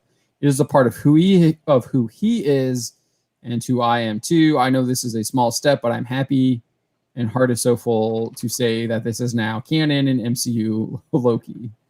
Like that's literally what her goal was. So like this is what I want to.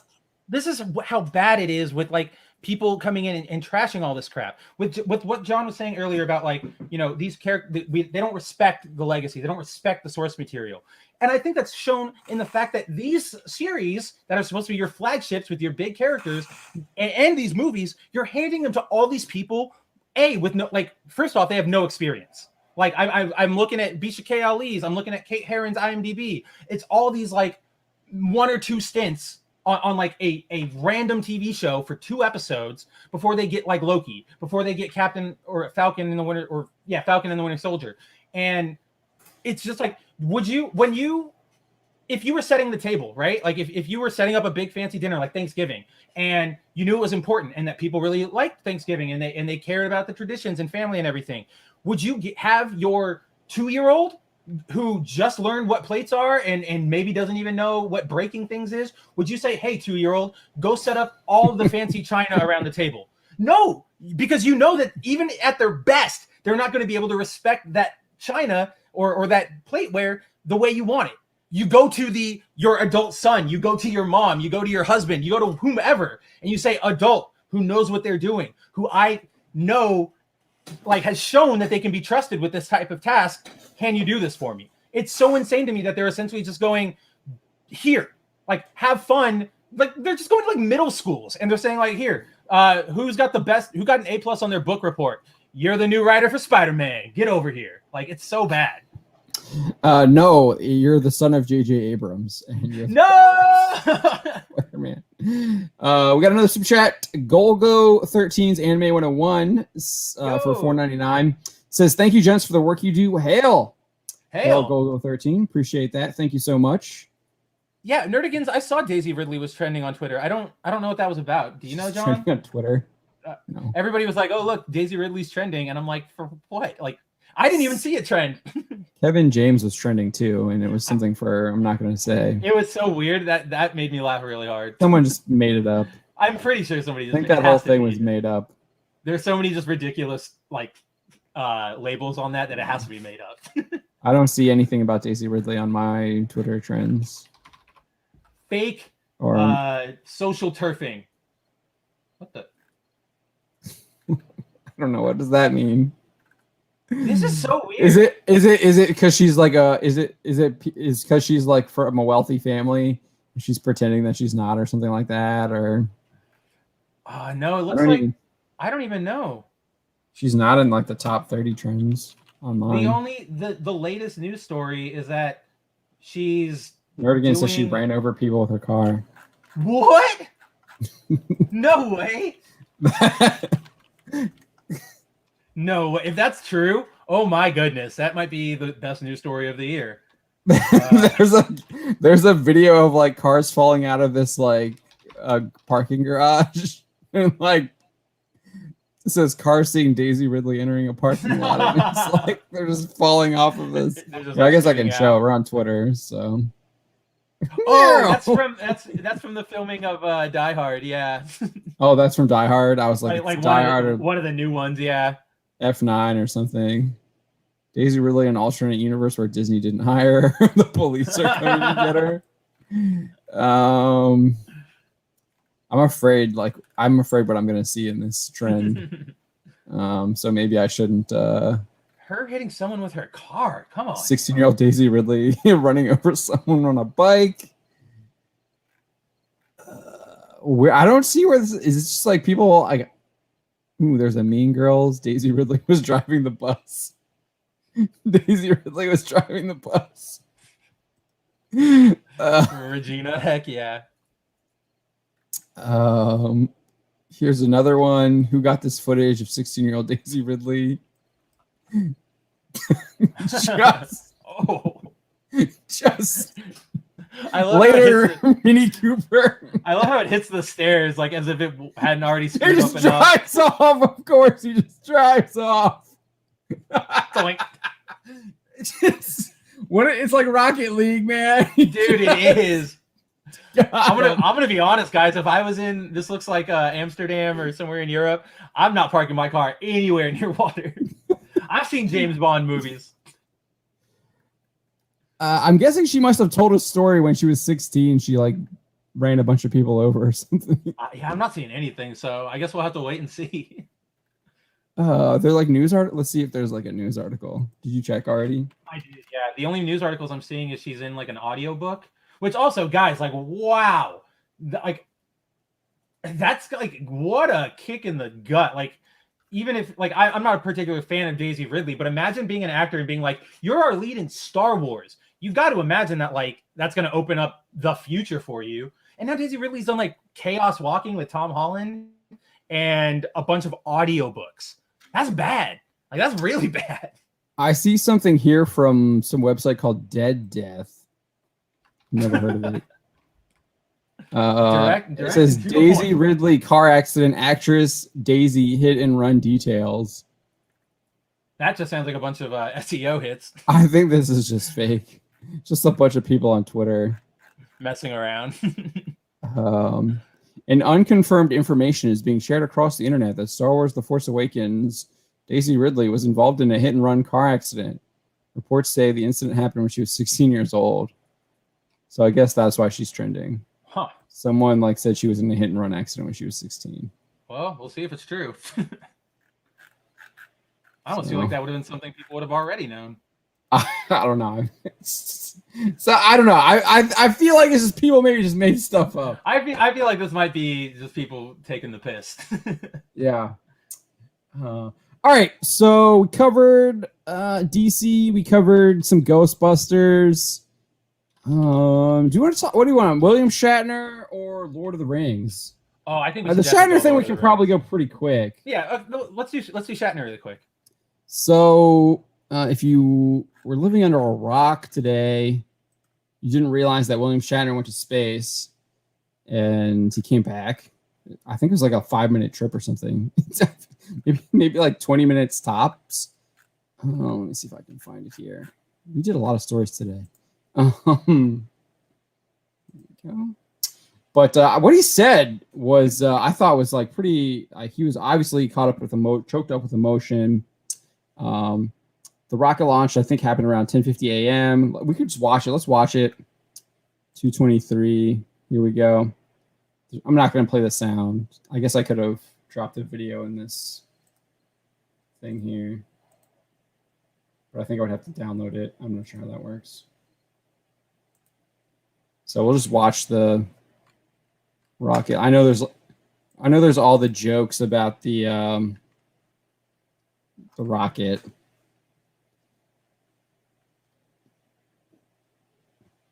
Here we go. You can see the countdown here. 22 seconds, 20 seconds. Yeah, Alexander Vidakovich, Shatner's 95. Yeah, I was hoping that he wouldn't have like a heart attack or anything from like that experience, because like it's got to be a pretty intense experience. And they have all those warnings on like roller coaster rides and stuff.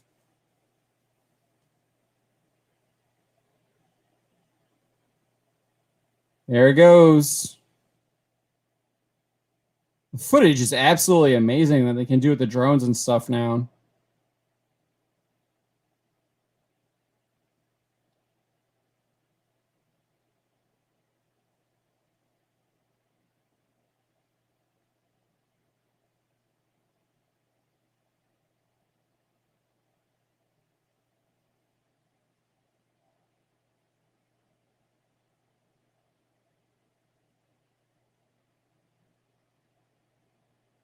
Yeah, I think this is pretty awesome. I mean,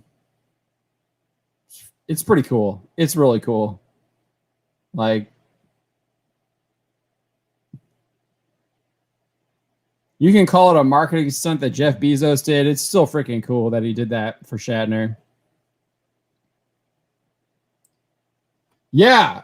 Alexander said it measured his adrenaline here. It's a miracle he didn't have a stroke. Yeah. Like, that's what I was saying. I was praying for him that like he would get back safely, given his age, and like that his adrenaline's got to be pumping, and like just that, like how fast he just was launched into the air in that rocket. It's really, really cool.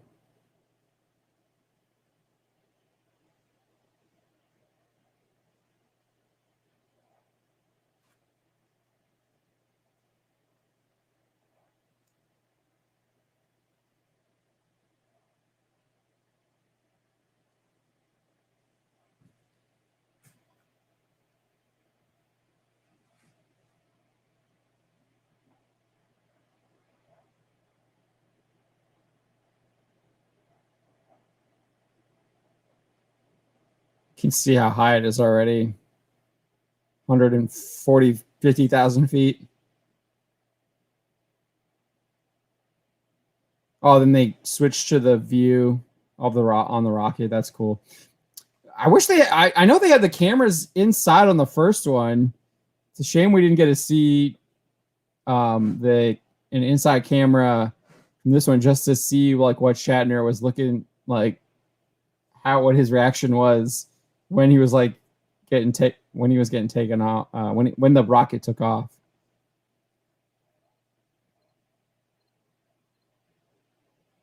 I guess this is the front of the rocket here now on this side, and this is the bottom looking down to Earth. Oh, they already parachute. Yeah. Oh no. Okay, that's the capsule. All right. She said that was the capsule, so that's how I know it's the capsule. There's like a woman narrating on the video. I can hear her.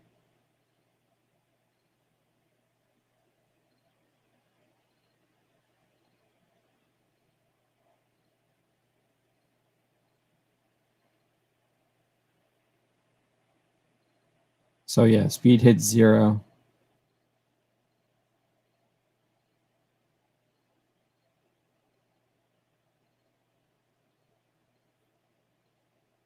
Yeah.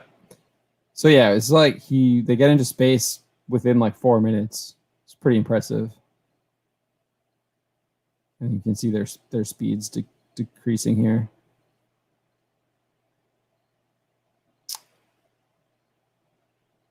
All right. So Yeah, if you want to watch the rest of that, you can just come to the site here. But yeah, so then they land, and then Shatner gives this interview here as soon as he gets out of the capsule after it landed. He tells Jeff Bezos. First, he can't even he's so speechless. He's so overwhelmed with emotion he couldn't talk. And then he finally is able to collect himself a little bit, and he says it was unbelievable. The little things of weightlessness, but to see the blue color go right by you, and now you are staring into blackness. That's the thing. The covering of blue, this sheet, this blanket, this comforter of blue that we have around us. We think, oh, that's blue sky. And then suddenly you shoot through it all of a sudden as though you whip off a sheet when you are asleep. And you're looking into blackness, into black ugliness. And you look down, there's the blue down and the black up there. It's just there is mother and earth and comfort. And is there death? I don't know. Is that death? Is that the way death is? Whoop. He makes like a whoop and it's gone. I don't know. He makes a sound effect. So I translated it as whoop. Whoop works. Yeah. And then still overwhelmed by his emotions, he said, Jesus, it was so moving to me. This experience has been something unbelievable. Weightlessness, my stomach went up, and I went, God, this is so weird, but not as weird as the covering of blue. This is what I've never expected. Oh, it's it's one thing to say the sky and the thing and the fragile. It's all true. But what isn't true, what is unknown until you do it, is this pillow. There's this, I probably should have deleted that. There's the soft blue. Look at the beauty of that color. And that should probably be an apostrophe there. And it's so thin, and you are through it in an instant. It was kind of hard to, I saw that L.E. Yap saying there was an interview with him shortly after that they landed. So that was the other woman who is part of Bezos's team. And you can see her, she's kind of, you can see them here in the background. They're the other people from the flight are celebrating over here while Bezos and Shatner are here. Yeah, and they are kind of they needed to get the mic in closer to his face to try and counter their sound. It was a little bit difficult when he was because he was a little bit soft spoken. Obviously, he's a 90-year-old man, even though he is William Shatner. But yeah, they were. I mean, it didn't really annoy me because I know they were experiencing that same emotion that he was, just in a different way, I guess. Like that. Blame it on the media for not having that microphone ready. Yeah. CNN did have a video. I didn't include it in here, but it's a little bit longer. I don't know if it's the same one. I didn't watch all of it, but it was a little bit. It was like a 7-minute video. So CNN has it on their Twitter too, which I don't know how they got 7 minutes on there. I guess they get an exception because they're CNN. Because usually there's a time yeah. But so in this other clip here, he says the trip to space is the most profound experience that I can imagine. What you have given me is the most profound experience that I can imagine. I'm so filled with emotion about what just happened, and it's extraordinary. I hope I never recover from this. I hope that I can maintain what I feel now. I don't want to lose it. It's so much larger than me in life. And it hasn't got, man, I did really bad with the quotation marks. It hasn't gotten anything to do with the little green planet, the blue orb. And I don't know what he said here. I think he kind of just trailed off because he was still so overwhelmed with emotion. She just kind of trailed off. It has to do with the enormity, the quickness, and the suddenness of life and death. And that again, that quickness, we saw that he was in space within 4 minutes from the rocket firing and launching up into space, and then he was back down. I feel in about the same time. Yeah, pretty fast. So it was really quick, and him being a 90-year-old man, that's clearly the part. Yeah, man. Clearly, clearly that definitely affected him. But yeah, I thought I definitely suggest you watch the video too, not just listen to me narrate it, because you really get to see his emotion and how he is speechless and how he collects himself and is still able to almost be poetic with it, and it's just really cool. It's really cool that he is got to fly to space, and I think there's one point where he's he wants everyone to experience this, and Like that, like me being cynical, and I'm gonna blackpill here. I'm just like, oh, of course, like this is what Bezos wants. He wants to like sell his Blue Origin tourism, but at the same time, like that raw emotion that you saw previously, I don't think that was him actually like marketing that. I think like he was legit. He wanted everyone to have that same experience that he had, even though it was in that like short, like 8 minutes, 10-minute experience. He wants other people to just feel that same thing that he was feeling, that he says he doesn't want to lose. So my cynicism was kind of thrown to the side based on like Shatner's like pure emotion that he showed in the taking it back the interview. I have no idea. I don't know. I mean, I don't know. No, to be honest, like this might sound like cruel or harsh, and you might disagree with me. Like I don't really care. Like I don't. Like I'm just like whatever. Going to space is cool, man. Like I'm totally for like going to space and have like I don't know. I'm cool with that. Like I think exploring space would be pretty awesome. I think it's worth it. Yeah.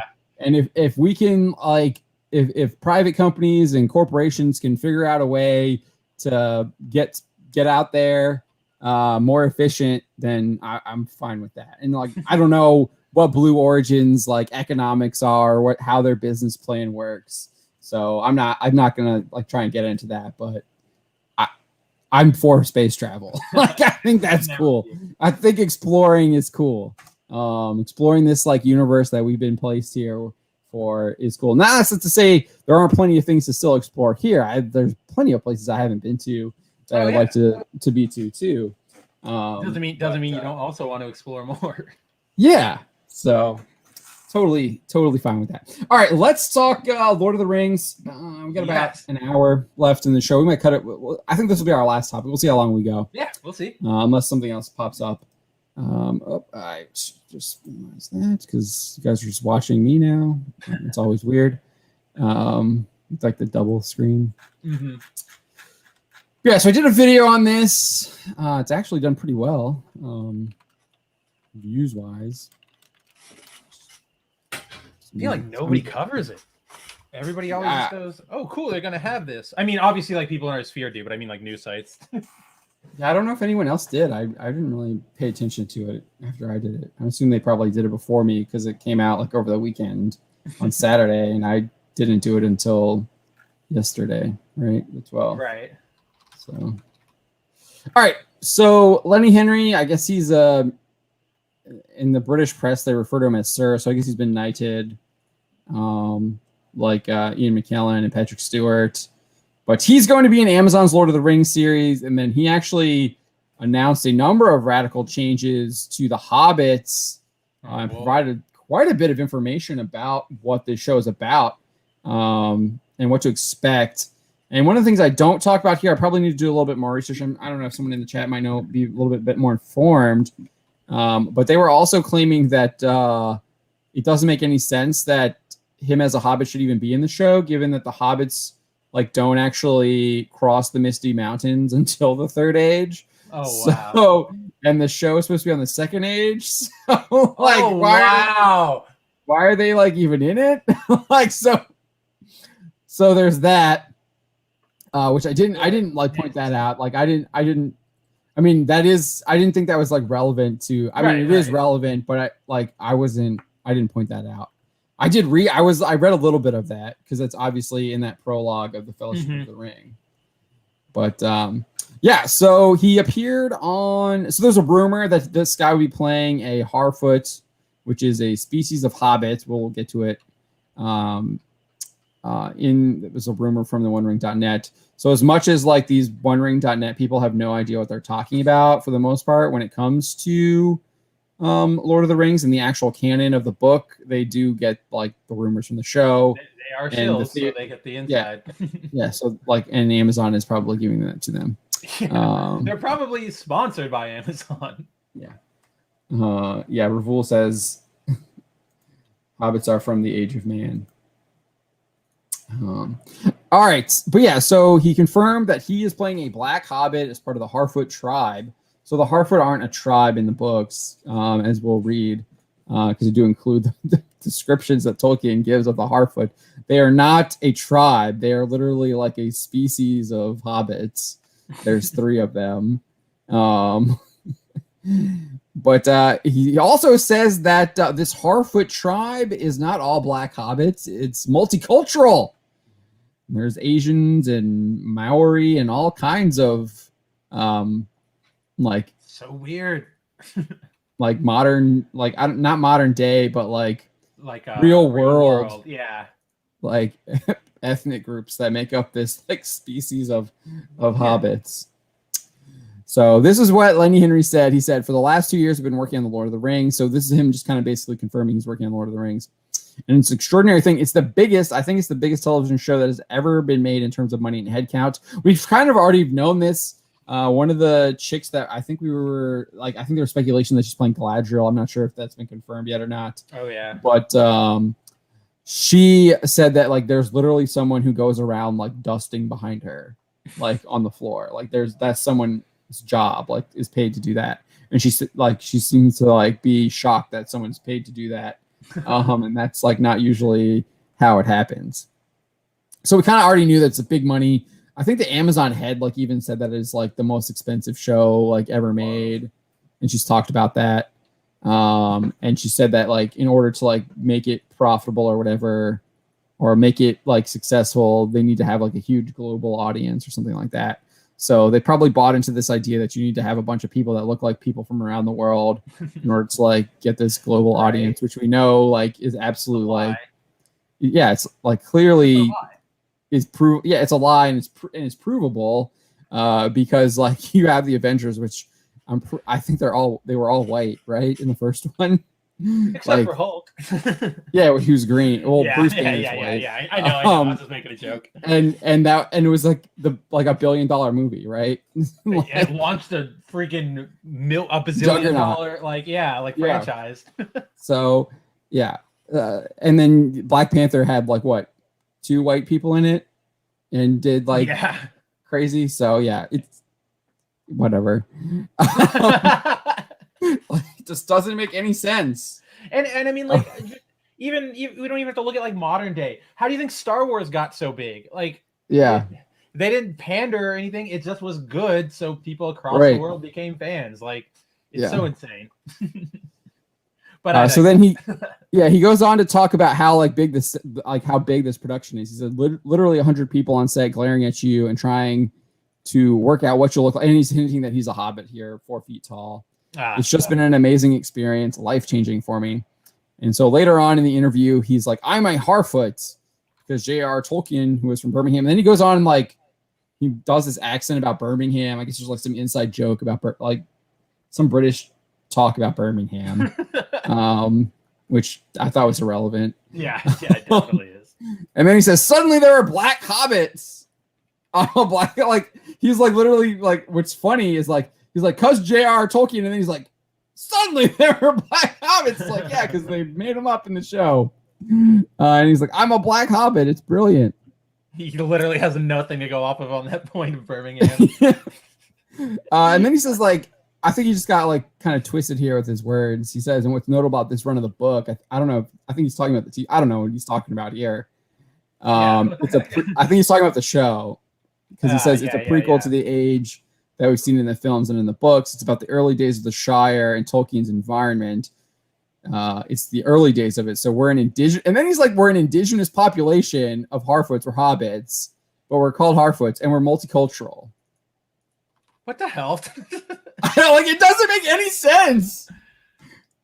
Like, I guess you could say like Native Americans were multicultural, but they were all in their own tribes. Like, right? They weren't like, like the Sioux tribe and like the Iroquois weren't like part of this. Like, I guess you had the Iroquois Alliance, which had multiple tribes.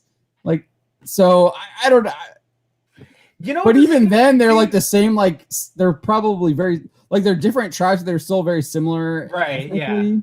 Yeah. Oh yeah. Ethnically, obviously, they were all so like indigenous Native American, whatever you want to call them. Like, yeah. Like, I don't get this, but what I do feel like they're gonna do is they're definitely gonna. So you see how it says Like, yeah, right here. We're a tribe. We're not a race. Yeah. So there are black, Asian, and brown, and even minority types. They're literally going to, and because they say like we're an indigenous population of Harfoots, somebody's gonna take this and they're gonna make it about racism. Like, oh, where did all these hobbits go? Yeah. Oh, of course it is. Of course it is. But you know what I mean? They'll be like, oh, why? That's right. Why weren't these hobbits ever invited to the Fellowship? And it's like, oh my gosh, I don't have it in me to deal with you people. Yeah, what happened to like? Is this what like it makes it literally like because you're not respecting the source material and you're doing a prequel. It's just like, well, what happened to these? Like people are gonna be like, what happened to these Harfoots or whatever? Because they might not have read the books or understand what the Harfoots actually are. And it's like, well, did they just like get bred out or something? Like, did they die off? Right? Were they massacred? Were they colonized? Like, you just know people are gonna. Okay. So condescending Josh is saying that Birmingham is a reference to white people are minorities in Birmingham. Okay. Fairly recent. Yeah, I don't know. Has to do with Lord of the Rings. He was saying Tolkien. Maybe that's what he was talking about. I don't know. Like it's a really weird thing. Yeah. It didn't make any sense. Like I didn't understand what he was talking about when I was listening to it, and I just like cut it, like because I didn't think it was irrelevant to the story. So yeah, I don't know. Like that, like, really, like did this tribe just get like wiped out, or like did they are they literally just in the bush somewhere? It says it's the Shire, so. Like, I mean, do the trees of Mirkwood eat them like they do the orcs? I mean, what happened to them? Like, I don't know. Like, that's what's gonna like you already have these questions already like coming up. Like, clearly they weren't in like the Peter Jackson films. Nope. They're not in the adaptation of The Hobbit, like the graphic novel adaptation that was done by the Tolkien estate that Chuck Dixon adapted. Chuck Dixon like literally adapts all this stuff. Like he's like the master adapter. And like all these like classic stories. Adapter. But yeah, so then he says, and it's a whole brand new set of adventures that seed some of the origins of different characters. And it's going to take at least 10 years to tell the story. I mean, they'll be lucky if they get 3 years. Holy! I don't know. 10 years? Are you insane? Yeah, that's what he's saying. 10 years to tell the story. So at least 10 seasons. I don't know. I can't even think of any good shows that went for 10 seasons. Like, good shows should not go for 10 seasons. Game of Thrones ended at 8, right? Yeah, exactly. It was terrible. So he's saying 10 years to tell the story because it's based on the Silmarillion, which was almost like a cheat sheet of what happens next in the world in the first, second, and third age. So he's like they've said it's second age and maybe some first, I think, maybe. But like they've confirmed it's definitely second age. Like that's in their like trailer that they did. And I guess they might do early third age. I don't know. Ravul Arvita is saying the hobbits are around 900 years. We'll get to it. Hold on, Ravul. We'll get to it. I'm going to have to pull out my I got my fellowship book, so I'm going to have to pull that out. But then he says, and the writers have a lot of fun in extrapolating it all out. It's going to be very, very exciting. And there's a very strong female presence in this. Of course, you have to right? Always got to put that in there. Like clearly Galadriel is in it, right? Like we know. Like, again, because the people who like are the target audience, they never watched the other stuff. Right. So like to them, they have to be told that there's a strong female presence there. Because yeah, you're right. If they watched it, they'd know that this is all horse crap. Literally Galadriel, Arwen, and Eowyn. Like boom. Like they're all so insane. And like they like so a lot of the like the men are like shown as like weak too. Like Theoden is obviously manipulated by Grima Wormtongue. He's got the problems with Saruman has influenced and infected his mind. He's clearly been corrupted. He doesn't want Eowyn to fight. Like he makes bad decisions. He instead of taking the fight to Saruman, he goes and like hides out in Helm's Deep against like Gandalf's suggestion and stuff. So I mean, clearly there's lots of like men making like bad decisions. Boromir, we talked about this a couple episodes ago. Like Boromir is like seduced by the ring, and what tries to like take it from Frodo. So although I loved his like redemption arc, which like happens like immediately, in the films, but yeah, he still falls for it. So. And obviously Gollum is like super corrupted, like a man, like who's just been like twisted and perverted by his like greed and like possessiveness. So yeah, and then he says there are going to be female heroes in this evocation of the story, and there are going to be little people as usual, like he's talking about the hobbits. Yeah. Which is why would you call them because apparently Lord of the Rings is all about hobbits. Oh, that's the only thing. Again, they don't engage. Like even in the book titled The Hobbit, it's not which, yes, Bilbo is like the protagonist. There's like he's in a group with like dwarfs, like Gandalf. Yeah. Like yeah, right? Like it's always been like it's just like RPG games. This is the party comes together. Obviously, that's where they all took inspiration from. Like yeah. As for whether there are, so here we go. We'll get into I'm getting into the Black Hobbits first. And we'll get into the Misty Mountain stuff that Revol has been pointing out too. I don't know why, but the term Black Hobbits just makes me laugh every time. I don't know what it is. It just that's what he said. He called him a Black Hobbit. I know. It's just funny to me. As for whether there are Black Hobbits in the Lord of the Rings, Tolkien does not describe any hobbits as such, and that's important. Because he does describe a group of men as black, and we'll get to that. So he does mention the Harfoots in the prologue of the Fellowship of the Ring. Writing before the crossing of the mountains, the hobbits had already become divided into three somewhat different breeds. I said species. I think same thing. Interchangeable. Harfoots, Stores, and Fallowhides. This is important though. Like the Harfoots were browner of skin, smaller and shorter, and they were beardless and bootless. Their hands and feet were neat and nimble, and they preferred highlands and hillsides. The Stores were broader, heavier in build. Their feet and hands were larger, and they preferred flatlands and riversides. The Fallowhides were fairer of skin and also of hair, and they were taller and slimmer than the others. They were lovers of trees and woodlands. So when he's saying browner, he's clearly comparing them to the Stores and the Fallowhides, and the Fallowhides are fair. So like he's not comparing them to like, he's comparing them among themselves, among the other three breeds. Like it's kind of like honestly, it's like Italians. Like some Italians are super pale, and some are like super tan. Yeah, we'll get to that. Yeah. I get to that. I quote a 1915 entomologist who literally says he says there's this race of brown people, and they go from like East India all the way up to like Ireland and Great Britain. And which makes sense. The Roman Empire, right, of course. Like the Romans were Mediterraneans. They spread like everywhere throughout Europe. So that would make sense that you would have like Mediterranean people. He calls them Mediterranean brown people, in those areas. But yeah. So then, and if you I was even looking at. I wouldn't include this, but I it was crazy because we just had Columbus Day, and I was looking at some I was watching some historic some videos talking about the history of Columbus Day, and Italians were called brown people in America like in the early 1900s. Really? What? Yes. I knew there was pictures of them. They are these are from southern Italy. They're really they're dark. They're dark skinned. Olive. Yeah. They look like they could Northern Africa. Egypt, maybe even darker than some of those. So, yeah. So that's crazy. I knew there was discrimination. I didn't know that they literally called them brown.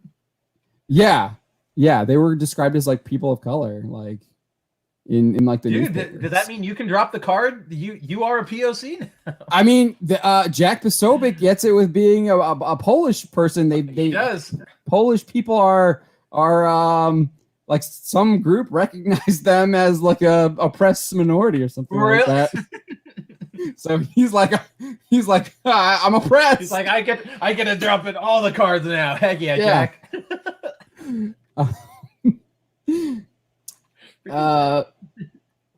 But yeah, so Tolkien then provides some more information about the Harfoots. It's still in the prologue of the Fellowship of the Ring. He says the Harfoots had much to do with dwarves in ancient times and long lived in the foothills of the mountains. They moved westward early and roamed over Eriad. I'm probably saying this wrong. Over Eriador as far as Weathertop, while the others were still in Wilderland. They were the most normal and representative variety of hobbit, and far the most numerous. Right? So they might be browner of skin, but they are the most normal and representative variety of hobbit, meaning that the hobbits that we see in the Shire are more than likely descendants of Harfoot, right? Like have Harfoot in them. Aside from the Tooks and the Brandy Bucks, I think is them, because we'll read more about them. They were the most inclined to settle in one place and longest preserve their ancestral habit of living in tunnels and holes, which looks like a hole and a tunnel, right? Okay. That's from the Fellowship. Yeah, so then we get here to the Fallowhides. The Fallowhides, the least numerous, were a northerly branch. Maybe they were from like Sweden or Norway, or like if we were looking at it if we were comparing modern Europe to Tolkien's Middle Earth, like right, where like Italians are in the south. They were a northerly branch. They were more friendly with elves than the other hobbits were, and had more skill in language and song than in handicrafts. And of old, they preferred hunting to tilling. They crossed the mountains north of Rivendell and came down the river Horwell. In Eriador, they soon mingled with the other kinds that had preceded them, but being somewhat bolder and more adventurous, they were often found as leaders, or chieftains among clans of Harfoots or Stores. Even in Bilbo's time, the strong Fallowhidish strain could still be noted among the greater families, such as the Tooks and Masters of Buckland, which is the Brandy Bucks, right? Which is we see them. That's Merry and Pippin, because Pippin is a Peregrine Took, and Merry is a Brandy Buck, and Bilbo's mom is a Took, and Frodo has Brandy Buck in him. If you look at the genealogy, Hobbit lineage. So while the Harfoots have browner skin, it's in comparison to the Fallowhides. I just wanted to reiterate that. That's why I reiterated that in the article. And so then Tolkien also makes it perfectly clear that most hobbits are Harfoots, and then I quoted that again.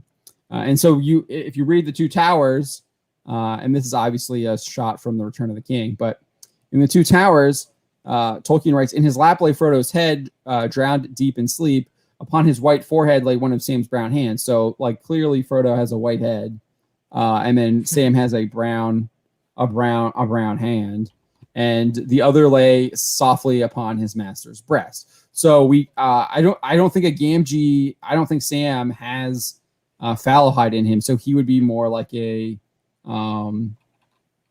Harfoot, right?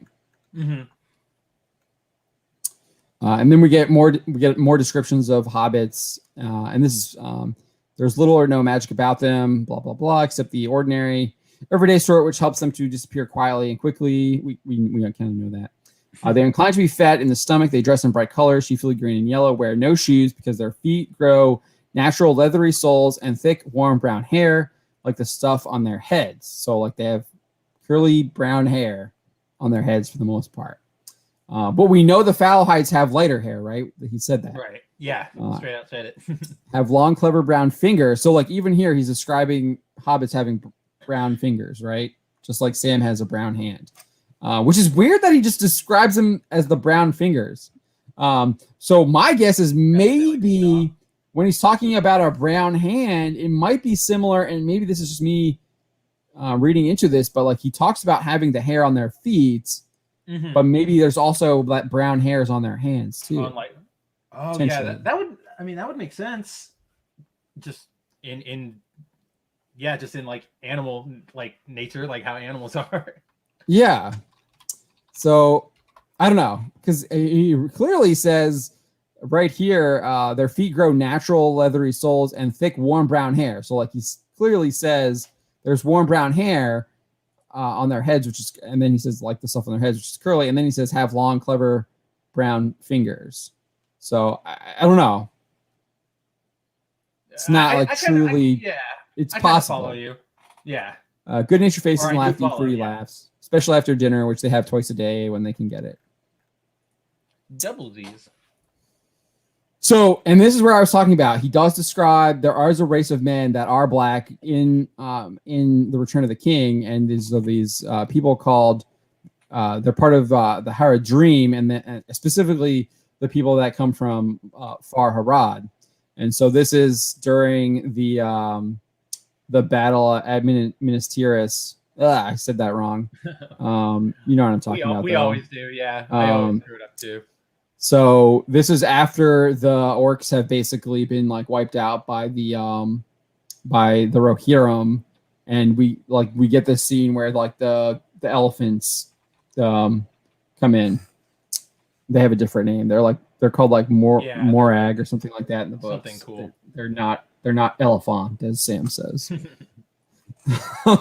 So this guy he now is destroyed. They're talking about the leader, one of the leaders of the Sauron's forces. Mm-hmm. But Gothmog, the lieutenant of Morgul, had flung them into the fray.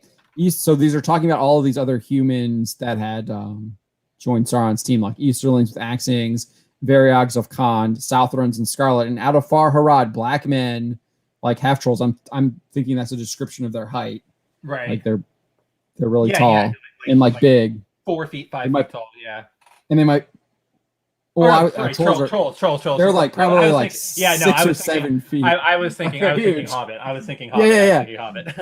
And then I'm thinking maybe they're like really broad too. Yeah. Like they probably look something like Shaq or something. Like big dudes, man. Just like big. Shaq's a huge guy, man. Oh yeah, no. I love the image of like just an army of Shaquille O'Neals coming over the like ridge in Helm's Deep and just. Oh, it wouldn't be at Helm's Deep. It would I know it would be. Oh, right. Yeah, okay. I was that's where I'm imagining them. Okay, yeah, with white eyes and red tongues. Like that's normal. Like we have white eyes and red tongues. Yeah.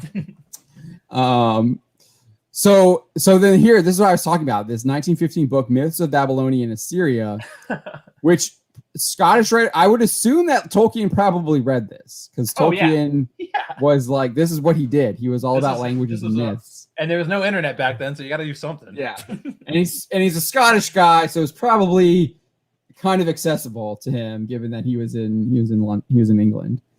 And so this distinguished ethnologist, he's referring to himself, is frankly of opinion that the Sumerians were the congeners. I'm probably saying that wrong. Of the pre-dynastic Egyptians of the Mediterranean or brown race. So like he's literally saying this is Mediterranean or brown race. The eastern branch of which reaches to India and the western to the British Isles and Ireland. In the same ancient family are included the Arabs, whose physical characteristics distinguish them from the Semites of Jewish type. So like he's clearly saying this is like Mediterranean like peoples that goes up there. So and this is from 1915. Nerdigans is saying EA removed Gruden from that. I know. I just saw that. And I had to Google it, and it's true. Just absolutely insane. Ridiculous. Yeah, I saw they're removing him from like Tampa Bay is removing him now. Like really? I don't even. They're removing him from his Ring of Honor after winning. Right. The Super Bowl. Yeah. After winning. Literally talk about like getting canceled. And he's literally getting canceled by the NFL because they're the ones who leak the emails from. Oh yeah, absolutely. Like Dude, I feel like they're scapegoating him. Yeah. Yeah. Maintaining a culture. Yeah. Okay. Yeah. So yeah, and then we get this graphic novel adaptation. Like it has the quotes from like how the hobbits are described. That's clearly Bilbo. He's got the brown curly feet, the hair on the feet. Nothing on his hands. But he's clearly like a white person, or like white pigment skin, with rosy cheeks, rosy nose. And then look, when he comes back from his adventures in The Hobbit, if you remember, they're selling all of these people are like raiding his house and like selling all this stuff because they think he's not coming back. And then and so like they're like all look white to me too. So but then like I'll pull out my book because I do want to get to what Rahul was talking about. So I'm gonna pull out Fellowship here.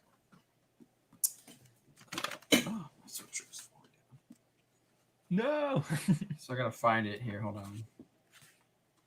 I think it's page 4.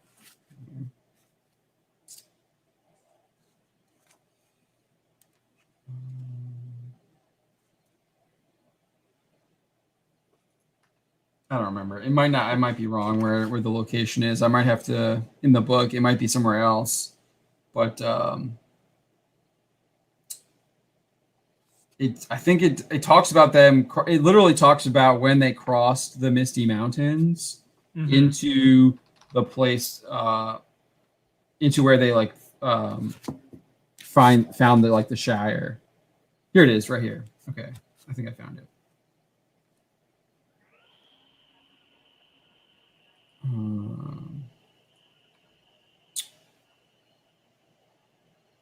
It says here, right here, about this time, legend among the hobbits first becomes history with a reckoning of years, for it was in the 1601st year of the Third Age that the Fallowhide brothers Marco and Marco, I don't know. It's Marcho. I don't know if it's Marco or set out from Bree. Yeah. And having obtained permission from the High King at Fornost, they crossed the Brown River Barandween with a great following of hobbits. They passed over the bridge of stone bows that had been built in the days of the power of the North Kingdom, and they took all the land beyond to dwell in. Between the river and the far downs, all that was demanded of them was that they should keep the great bridge in repair, and all other bridges and roads, speed the king's messengers, and acknowledge his lordship. Thus began the Shire reckoning. For the year of the crossing of the Brandywine, as the hobbits turned the name, became year 1 of the Shire, and all later dates were reckoned from it. And so then there's like a little like footnote here. It says, thus the years of the Third Age in the reckoning of the elves and the Dunedain may be found by adding 1600 to the dates of the Shire reckoning. So this is like the year 1600 of the Third Age is when the Shire is found. So him claiming that they're going to be talking about the beginning of the Shire, what the heck? The Second Age makes absolutely no sense. 0 sense. That's like, that's like a really big like thing to miss. Yeah, 1600 years. 1600 years. Goodness. So yeah, and that is, I mean, he says that they're going to talk about the beginning of the Shire. Year 1 of the Shire is 1600 in the Third Age. It doesn't make sense. That shouldn't be right. Like, man. Yeah, they really, or 1601, I guess. Oh, what, he says, because the hobbits you add 1600 to the hobbits, to the so there is year 1. You add that, so 1601. Yeah. So I mean, yeah, and then I think there's like I have to go and look. I might have to look at the, like there's like so like if you also like I think there's like literally there's. He talks about like genealogies too, and like hobbits are obsessed with like their genealogies. So they like that's one of the things that they do is that they actually like trace their genealogy and have these like complex family trees. That was just that was Tolkien writing like Christianity fan fiction. He wanted to get like the things in like Exodus, where it's like Jeremy, son of Isaiah, son of Ezekiel, son of like Arturo or whatever, and it's like 4 like generations. So like when Tolkien writes that though, he's just like only hobbits would find that interesting. Like he's just like he's like they're obsessed with genealogy and they can go on about it, but only hobbits would find that interesting. And I'm not gonna like I'm not gonna bore you with it. Yeah. But yeah, here I think Return of the King in the index has like a timeline. So like let me pull that out. Or it's in an appendix. Sorry, not an index. Yeah, look here. He has he has it. Here's he does put it out. Wow, he has like a full genealogy. That's the Tukes. That's the Tuke. The Tuke of Great Smeals, and it begins in 1020. So I assume that's in the Third Age. That's before the founding of the Shire in 1020. And then like there's this one part that says many descendants, including the North Tukes of Longcleave. And this guy just like it's just like one line, many descendants. Like we're not mentioning them. There's a lot of them. Take my word for it. Yeah, so you have like the Tukes, like there's literally like genealogies here. Here's the Baggins. The Baggins of Hobbiton are here. Like he has like he's got like the genealogy. Do I have it right? Yeah, okay, yeah. So there's like it's there. It's in the appendix. You're full screen. I was pulling it up. Yeah. See, like Yeah, so it goes into it. yeah, and he has it for like all the major clans of the hobbits. So let me see. Like it's literally called Appendix C Family Trees. Like, family trees. It's in the book. Like I'm the so yeah, it looks like it's just the it's just the Baggins and the Tubes. I don't see. Oh no, the Brandy Bucks are here too. So the Brandy Bucks of Buckland. So the Baggins are up here on the top, and then this is the Brandy Bucks. So it has the three like major Hobbits teams families. That's what matters. And then the Tukes, and then here's the Longfather tree of Master Samwise. So it goes through. So you have the Tukes at the top, and then what are they called? The Longfather tree of Master Samwise. So then you have Samwise's. So it's the four main hobbits, right? Right. In the book, their family trees are in. All right, he put them together. So let me find the timeline here. There's a timeline in this too. I think it might be. I might have passed it. Yeah, here we go. Appendix B. Volume. Appendix B is the timeline. So we know in 1600s. Let me go. We know in 1601 is when the Shire is founded. 1601.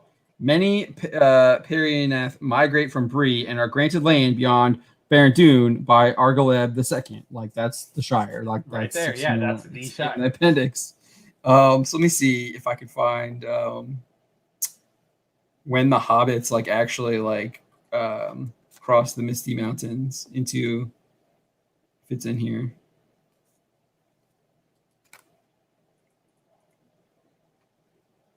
Here we go. 1150 of the Third Age. The Fallowhides enter Eriador. The Stores come over the Redhorn Pass and move to the Angle or to Dunland. So assume the Harfoots are already there by 1150. I'm not seeing if they are... so they might be in the Second Age, but the Fallowhides and the Stores don't arrive until 1150 in Eriador. So I'm not seeing. It's the Third Age. We got you. Yeah. Let me see. Here's the Second Age. Here we do have it. We do have the Second Age. So let me see if there's anything in the Second Age. I probably should have already had this like bookmarked. Nah, man. Sorry. We're showing them the process. We know how this goes. See how the bounding. This is what Amazon should have been doing, right? They should have been like, yeah. Maybe reading the book. I was about to say you're doing literally more work than they've done the entire series.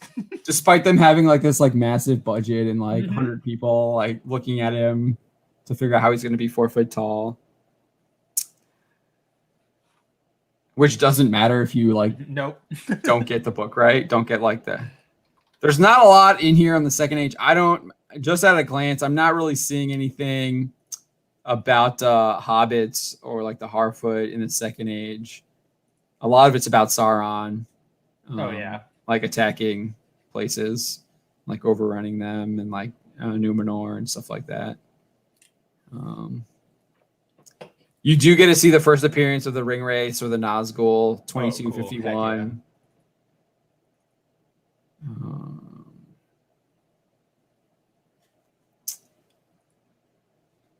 Yeah, I'm not seeing anything about like the thing we see is the Third Age. There might be something in there's like a big there's like a whole page of prose that leads into the Third Age. Mm-hmm. But the only clear marker I see here is 1150, where the Fallowhides and the Stores, Fallowhides enter Eriador. 1150, the Stores come over the Redhorn Pass, move to the Angle or to Dunland. And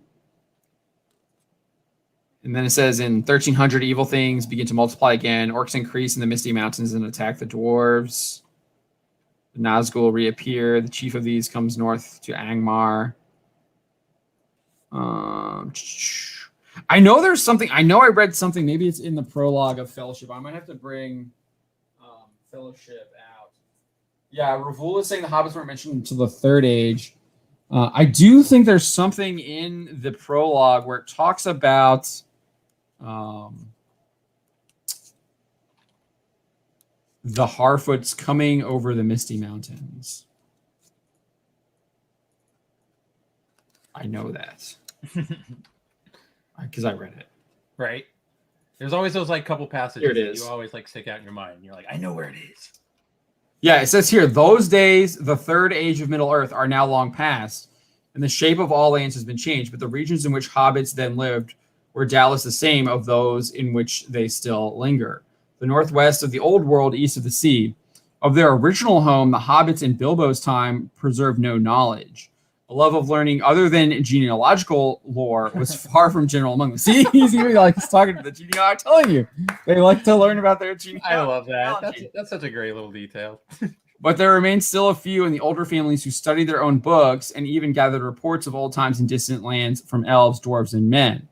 Their own records began only after the settlement of the Shire, and their most ancient legends hardly looked farther back than their wandering days.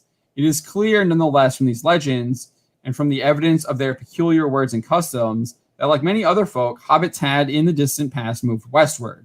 Their earliest tales seem to glimpse a time when they dwelt in the upper vales of Anduin, between the eaves of Greenwood and Greenwood the Great, which I think they renamed. That's like it's renamed Mirkwood when there's like an evil string within it, and the Misty Mountains. Why they later undertook the hard and perilous crossing of the mountains in Eriador is no longer certain. Their own accounts speak of the multiplying of men in the land and of a shadow that fell in the forest, so that it became darkened, and its name, in its new name, was Mirkwood. Before the crossing of the mountains, the hobbits had already become divided into three somewhat different breeds: Harfoot, Stores, Phalanx, which we already read. Right. So clearly, they eventually did cross the Misty Mountains. But like it sounds like, as Ravul says, that is in the Third Age. Third Age, yeah. So that's what it's sounding like to me. So there's just like, kind of. So if Ravul's saying that they don't, because I think Ravul just mentioned that they don't, or that Tolkien didn't write anything for the Second Age, like any lore really. There's just that timeline in appendix. So like if that's like that makes me worried that they're going to do the thing they do with all these modern like adaptations. Well, they're already doing it. Right. Yeah, like we're going to fill it in and this is going to be what it is now, and it's like no, it's not. There is some stuff like so like Tolkien's son Christopher, who recently passed, did publish a bunch of his Tolkien's like unpublished works, like his notes and stuff of Middle Earth that does go further back in like the First Age and stuff like that. And there's a lot of like information you can glean from that. But and then obviously that you have the Silmarillion is primarily the First Age, as Ravul is pointing out. But there are some stuff where it talks about like how Gandalf arrives, stuff like that, and how like Saruman shows up, like, and I think what's the other guy's name? I think he shows up in The Hobbit with the freaking like he's got like the I can't remember. It's like it starts with an R. Right, yeah, Ravul, yeah, The Hobbit and The Lord of the Rings are yes, we know that. Fallon Gist is here. He says, if Amazon's Wheel of Time is anything to go by, Lord of the Rings is going to be a disaster. Yeah, I think so. I think the only Lord of the Rings thing that I'm actually looking forward to is the WB is doing like an anime style film based off of one of the appendixes, or based off of a story in one of the appendixes, which is about Helm Hammerhand and why Helm's Deep is named after him, and that's actually like you can adapt that from Tolkien's actual writing. I think there's plenty of there's enough for them to make a movie about it, because you have like multiple attacks and stuff like that, and clearly that'll like spend time because they'll attack the Golden Hall and Rohan or Rohan. I'm saying that wrong. And then obviously a battle at Helm's Deep. There's a couple other battles and it should end with Saruman taking over the tower there in what is that area called? Can't remember now. Totally blanking on it. I just watched this. Yeah, Unfinished Tales. Thank you, Revul. That's exactly what I was talking about. Christopher Tolkien did publish the Unfinished Tales, which has, I think, some information about First Age stuff and maybe some Second Age stuff. I haven't really gone over it too much. I've only kind of like looked at it for when I was doing some research to like make sure I was get some clarifications, knowing what I was talking about. Unlike the OneRing.net, who literally just neglects actual reading. Who can define what woke means? Can somebody tell us what woke means? That was my favorite moment. Yeah. But yeah, I'm not enthusiastic about this. Is like absolutely bad news all around. Like I just think I mean, these are hobbits. Like this is what they looked like before Peter Jackson did his movies. This graphic novel was done in 1990. It was published in 1990. Approved by the Tolkien estate. Christopher Tolkien was obviously alive then. Yes, he was. J.R. Tolkien passed in 1972. I was trying to find book covers that might have been commissioned beforehand.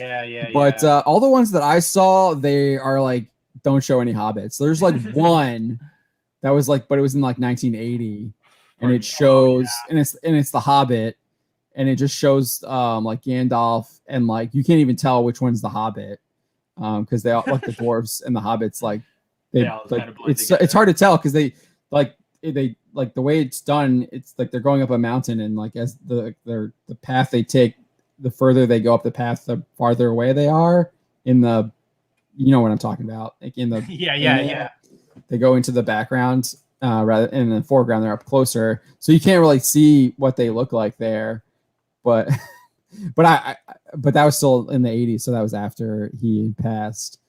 But I mean, even then, Christopher Tolkien was still alive, and he was taking care of the estate for the most part, and was looking after it pretty well. But yeah, I'm not looking forward to anything. I mean, the Wheel of Time show looks disastrous. Really bad, if you watch that first like sneak peek they gave us, Zach's is like, his Wheel of Time going to be awful. He knew what we're on the same page. We're on the same page. There. They get like I have a sneak peek from New York Comic Con that they showed the sneak peek they showed at New York Comic Con. They might have showed more, but that was what is available through my press access that I have, which is basically just like signing up, and they approved me. It looked absolutely like terrible.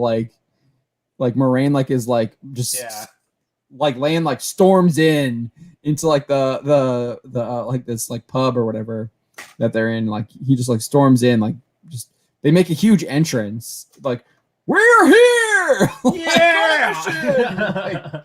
And then like Nineveh like pulls out like it's like pulling out her like freaking like knife or whatever, like threatening her, like, what business do you have here? So bad. And then the Ajah rings look absolutely terrible. And this is something that I think, I mean, if you've been following any of our Wheel of Time stuff, like I think the costuming looks absolutely atrocious. Yes. I remember going through that first cast shot like a week or two ago with you, and man, it was just bad. Well, not even that. Like, so if we look at the let me pull it up though. They're like I can never remember what they're called now.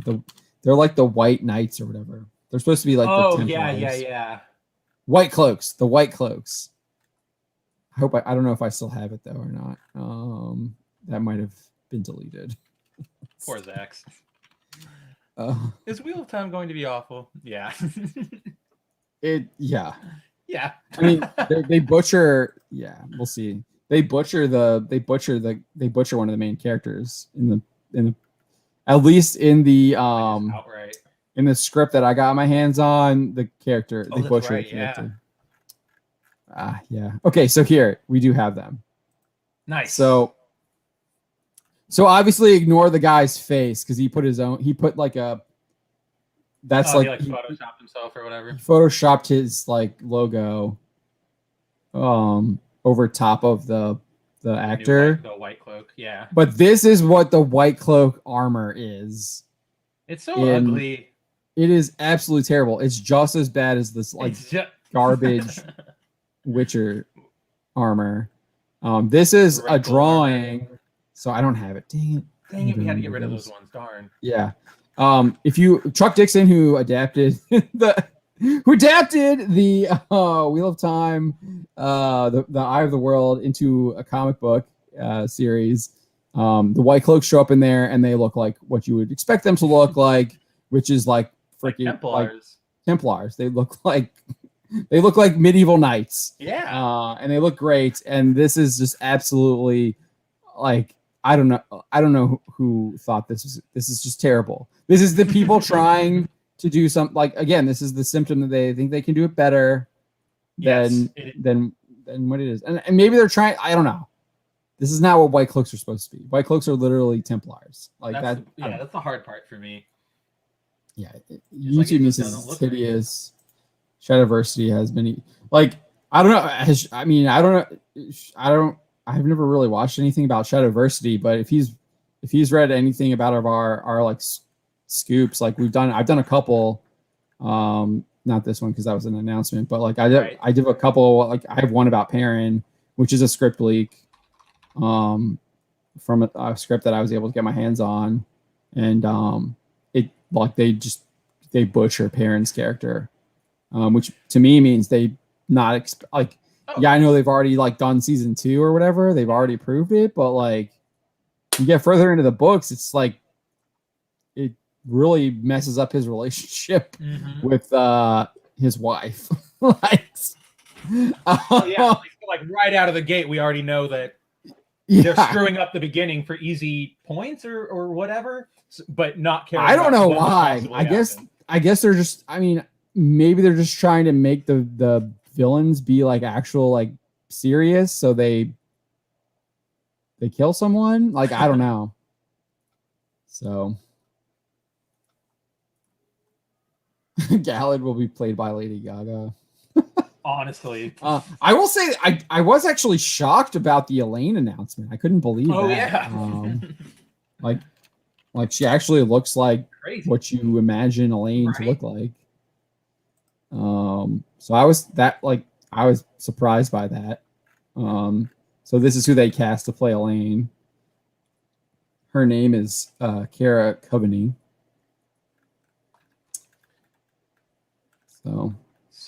So insane. Like I can't believe I'm looking at a redhead.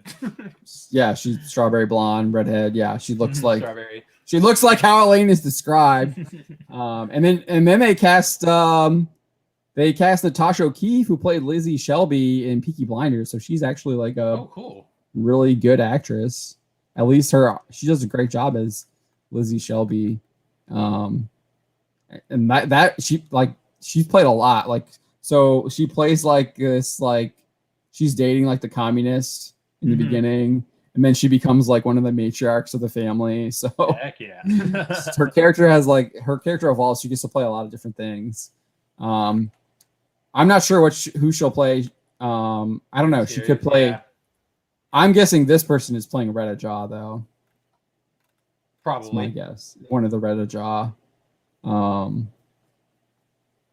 I don't remember which one. I don't remember their names, but that's what I guess. And she seems like she's a veteran too. She's been around since like the 70s. Whoa. So British actress. They're all British. Or like British. So I don't know. I'm gonna watch it. That'll probably be like the one thing I do watch, because I know like there's some people that like really, I guess, don't like Wheel of Time, but I really enjoyed it. It's your thing. When I was watching it, when I was reading it, I mean, I don't know. I don't know. I guess I didn't like really like. I know people critique it for like the Aes Sedai like are the women that are controlling things, and then like the women are pretty manipulative, but like I don't know, the still three main guys are like Rand, Perrin, and remember, yeah, like this was made back before any of that stuff was like like agenda based. And Rand like specifically like throws them off, and like you have the Sean come in. I'm probably saying their name wrong. Sean Johns. And like they put the like obviously they're women led too, but they put the they put the women in their place. And I will also say that I think that George R. Martin's like ripped off. Oh my gosh, what's her name? The redhead in Game of Thrones that he kills off. Ygritte? Ygritte, yeah. I think Ygritte is a ripoff of Avienda. 100%.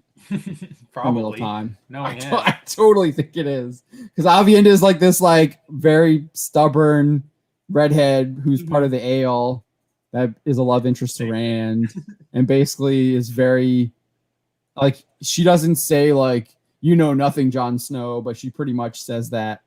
She's like, you don't know what you're talking about, like you don't know our ways, you're ignorant, like yada yada. Like she's very like very similar personality to Ygritte.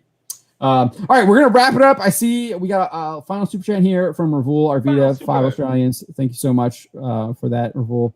Appreciate it. He says, I would highly recommend reading Tolkien and the Great War, The Threshold of Middle Earth. Is that a I'm assuming that's nonfiction? Sounds like it. It is. Sounds like a good biography. Read. Yeah, it actually does. Biography of Tolkien. That does sound like a good read. I might have to check that out. It will probably be way down my list as I noted that I have a lot of My Hero Academia. So much stuff to read. And I also have my Goblin Slayer, and I've got you got lots of stuff. I got Star Wars Legacy up here. I've got Rebel Dead Revenge that I purchased that. I've got John De La Rosa's Deus Vault's up there. Deus Vault. It's up there in the cardboard. You can't see it. I don't know. I know what it is. It's just something. Right. So there's just a lot on my plate right now that I need to just start reading. And I used to read all the time. I just don't really read that much anymore. Yeah, I know it sucks. But, I need to get back to it. Especially I need to set a good example for my baby girl. I think when she's a little older, I might be able to read My Hero with her. But right now she's all about like tossing stuff and tearing stuff. So definitely not yet. Nope. Like I have to keep like certain things away. Like she can read like there's like obviously they make these like hard cardboard like books. Oh yeah, the little. She can't really tear, and so those are good. But like if you give her anything that's like got thin paper, it's gone. It's getting torn. So like I got to keep stuff away from her. But yeah, I got probably maybe 2 more years. Maybe I guess probably she'll be probably good with that. All right. Well, thank you so much for joining us. I know I haven't been doing the daily show. That's basically because I've been on baby duty during the day, and then I won't be doing it the rest of this week either. I got a big meeting tomorrow, and then I go out of town on Friday. So, and I won't be back till Thursday next week. So I will be out of town. Spencer will be running Black Pill stream next Wednesday. And if he decides to do a daily stream, I'll probably try to see if I can get the daily streams going. We'll see if you guys want to talk about anything. Yeah, because we probably won't have any upload videos in that time unless you do your anime one. Right. Yeah. But check out the site. Spencer will probably be covering that idiotic John Gruden thing. Yeah, that's with EA. On that one. It's absolutely ridiculous. So bad. But yeah, I mean, we really appreciate the support. Thank you so much for joining us, and I do hope you guys have a great weekend because I won't be seeing you. I won't be. It will be 2 weeks. Have 2 great weekends. 2 great weekends. Because I'll probably be missing Wednesday. I might be back. We'll see. We might do I don't know. It depends on like how things go on Thursday. Everything else. Yeah, Ravul wants manga recommendations. Or is he giving us manga recommendations? Daikatana, Goblin Slayer. I've got that. I haven't read that one yet. That's the regular Goblin Slayer right there. I've got the year 1. Here it is. Yeah, here. Goblin Slayer year 1. Yeah, I've read that one. I've got the first volume of that. We got the first volume of that one. The year 1. Brand New Day, I guess, is year 1, right? I think it's like I think that's his origin. So yeah, I got a lot. My shelf is way messy. Yeah. All right, have a great night. See you guys in like a week. Yeah, and I'll see you guys a little sooner than that. Take care. Take it easy.